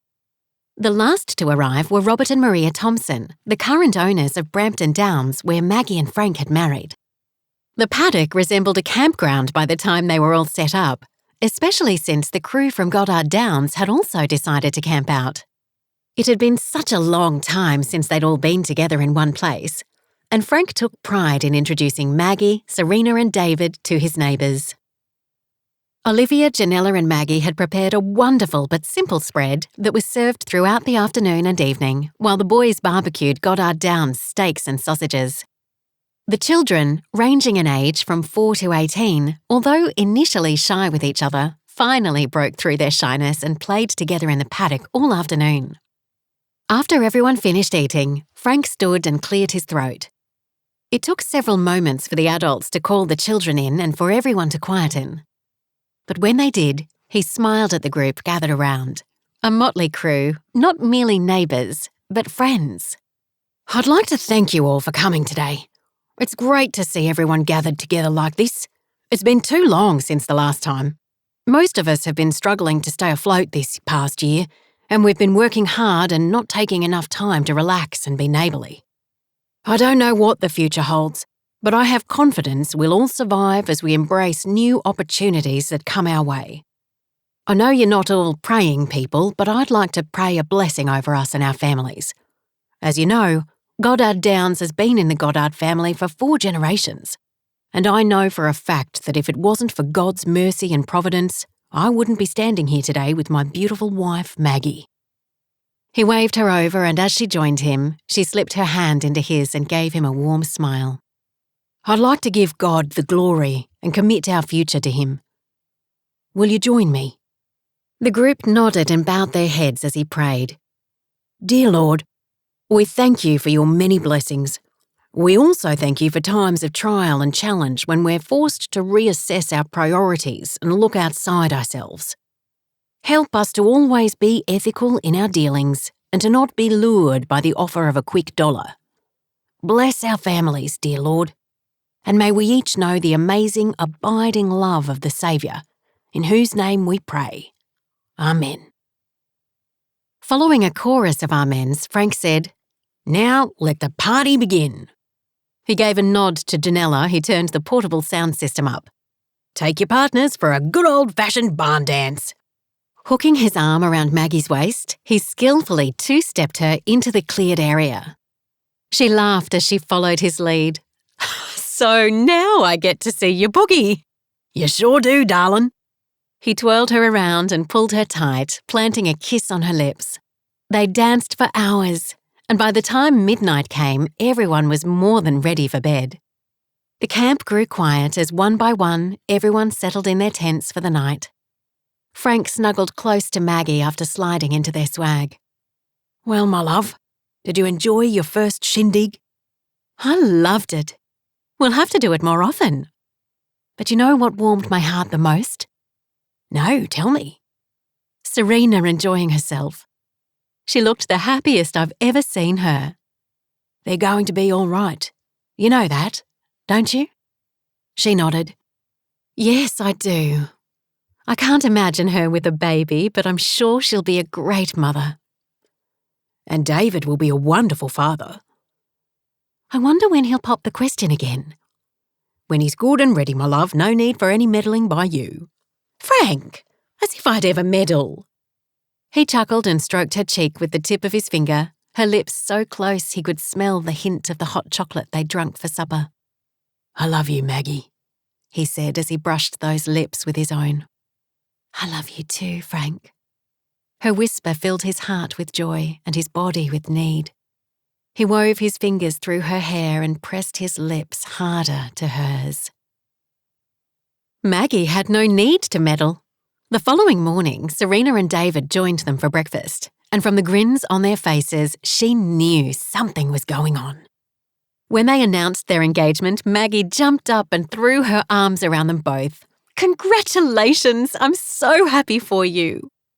"Thank you," they both replied.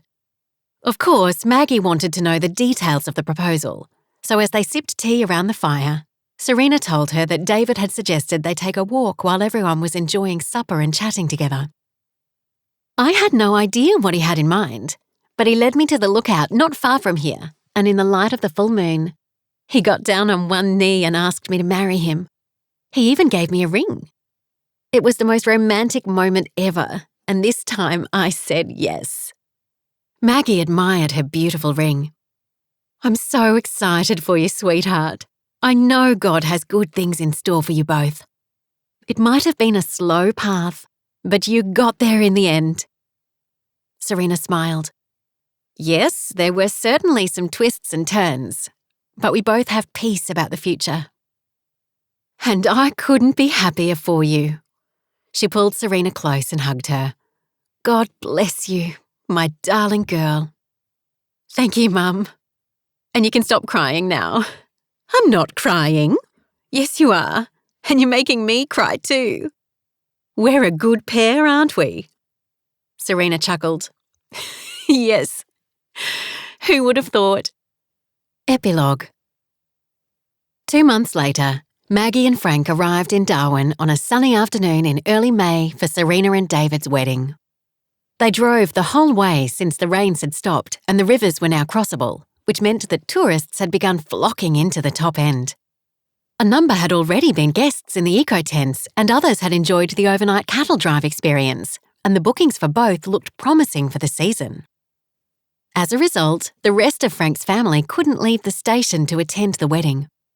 Maggie was glad he seemed happy enough to hand over the reins for the next 6 weeks, at least, to Julian. After the wedding, they were flying to be guests at Rafi Tamala's home in the hills outside of Medan in northern Sumatra. Rafi's recent visit to Goddard Downs had gone so well that he'd extended the invitation to them before he left. He'd also said he would draw up an agreement to purchase 100 head of processed beef each month. Frank was ecstatic and relieved by the news, although rumours were floating that the ban on live exports might soon be lifted.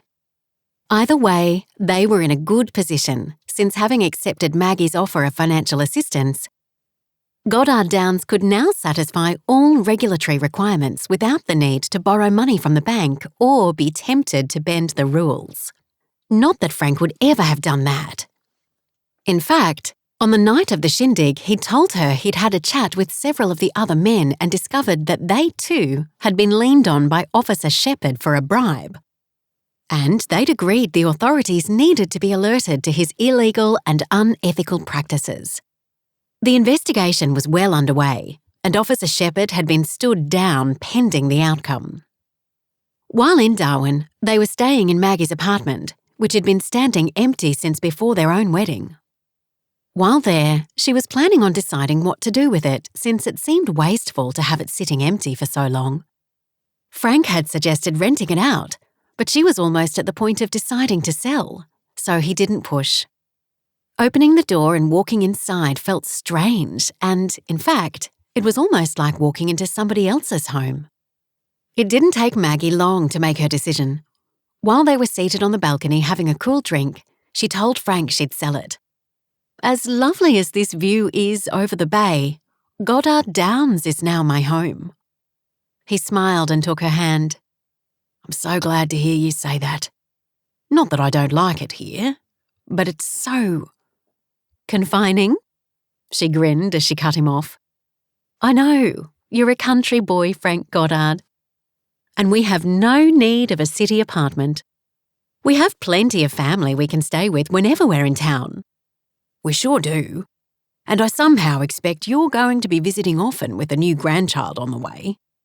You're probably right. But anyway, what shall we do tonight? Oh, I was thinking we could have an early dinner at Pearl's, followed by a stroll along the boardwalk for old time's sake. That sounds perfect to me. She leaned in and kissed him. On the day of the wedding, David couldn't wipe the grin off his face. When he'd proposed to Serena the second time, he'd prayed she'd say yes and was ecstatic when she did. They agreed not to wait long to get married, especially with the baby on the way. Serena was already showing, and besides, they longed to be living together again. She'd kept living with Jeremy and Emma, but she was more than ready to move back into her own place. Troy had stayed with him overnight, and they'd had a bit of a boys' night with pizza and a few beers. Not that he drank much these days, but it was hard not to enjoy a beer every now and again in this hot climate. He thanked Troy for giving him the book that had literally opened his eyes to who Jesus was. Since then, he hadn't looked back and had been eager to grow in his newfound faith. And he quickly realised that the sense of belonging he'd been seeking for so long had now been found. He was a child of the King.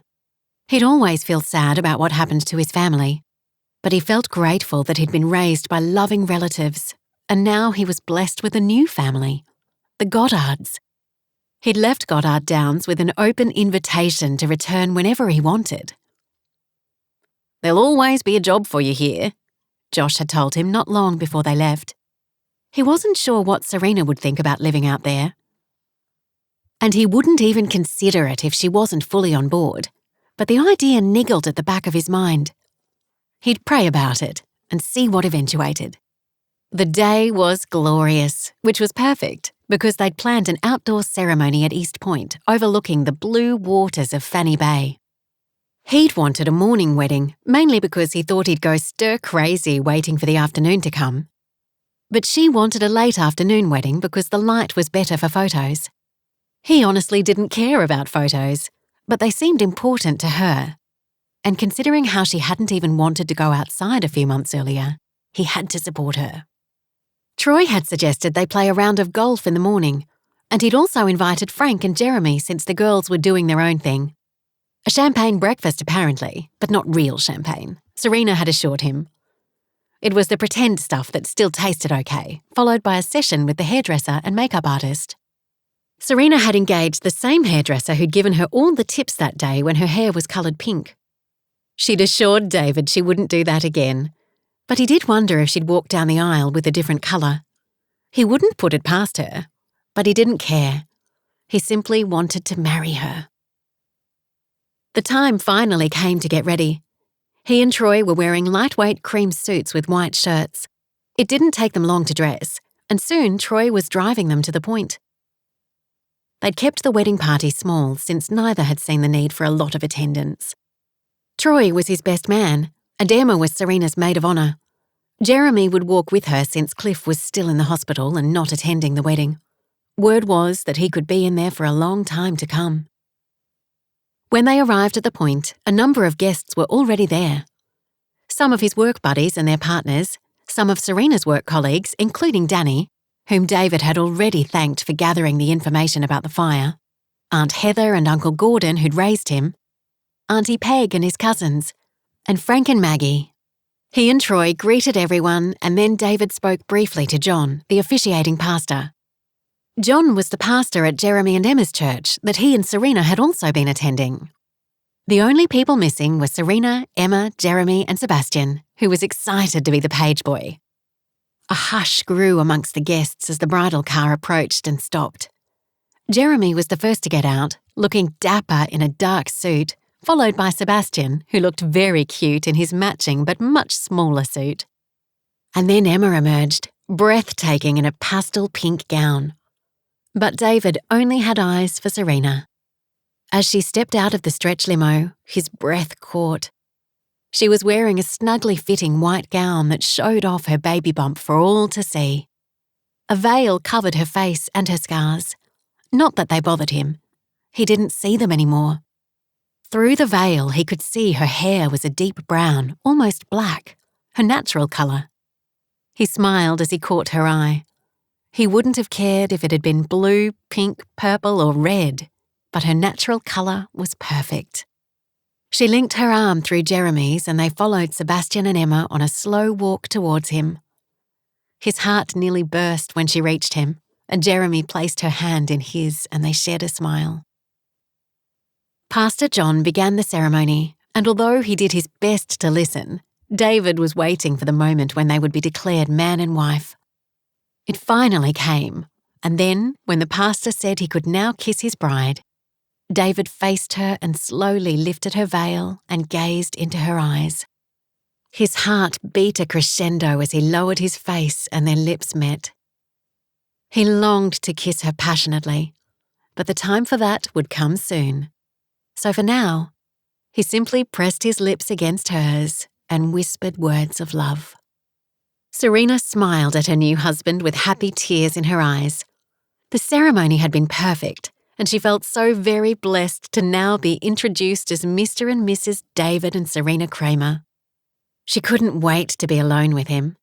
It seemed an eternity since he'd proposed, although it had only been 2 months. But she longed to be a family as they eagerly looked forward to the arrival of their baby. Their photos were taken as the sun set slowly over Fanny Bay, followed with the reception at the yacht club function rooms. It was a fun evening, the food was great, and the speeches were passable. David brought tears to her eyes and a lump to her throat as he spoke about the journey they'd been on to get to this point and how God had so graciously drawn them to himself and given them both peace. They danced for a bit and cut the cake, but when he whispered in her ear it was time to go, she was more than ready. They hugged and kissed everyone goodbye, leaving her mum and Frank until last. Her mum had tears in her eyes as they hugged, and Serena told her to stop it. "You're going to ruin your makeup." Her mum laughed. "I think it's too late for that." She kissed her mum's cheek and then smiled. "Thanks for believing in me, Mum. You're the best mother any girl could ever want." As Serena and David drove away, Maggie's heart soared despite the tears that didn't want to stop. She waved until the car was out of sight, and then Frank turned her to face him, nudging her chin with his thumb. "Let's dry those tears and get out of here." "And where are we going?" Let me see. I know of an apartment that overlooks the bay that may have champagne, chocolates, and a big comfy queen-sized bed." She grinned. "That sounds like the perfect place to spend the night." Leaning in, he lowered his mouth and kissed her tenderly. "Be anxious for nothing, but in everything by prayer and supplication with thanksgiving, let your requests be made known to God. And the peace of God, which surpasses all understanding, will guard your hearts and minds through Christ Jesus." Philippians 4:6-7. This is the end of Slow Path to Peace. Frank and Maggie's story continues in Book 3 of the Sunburned Land series, Slow Ride Home. Click the link below to listen now.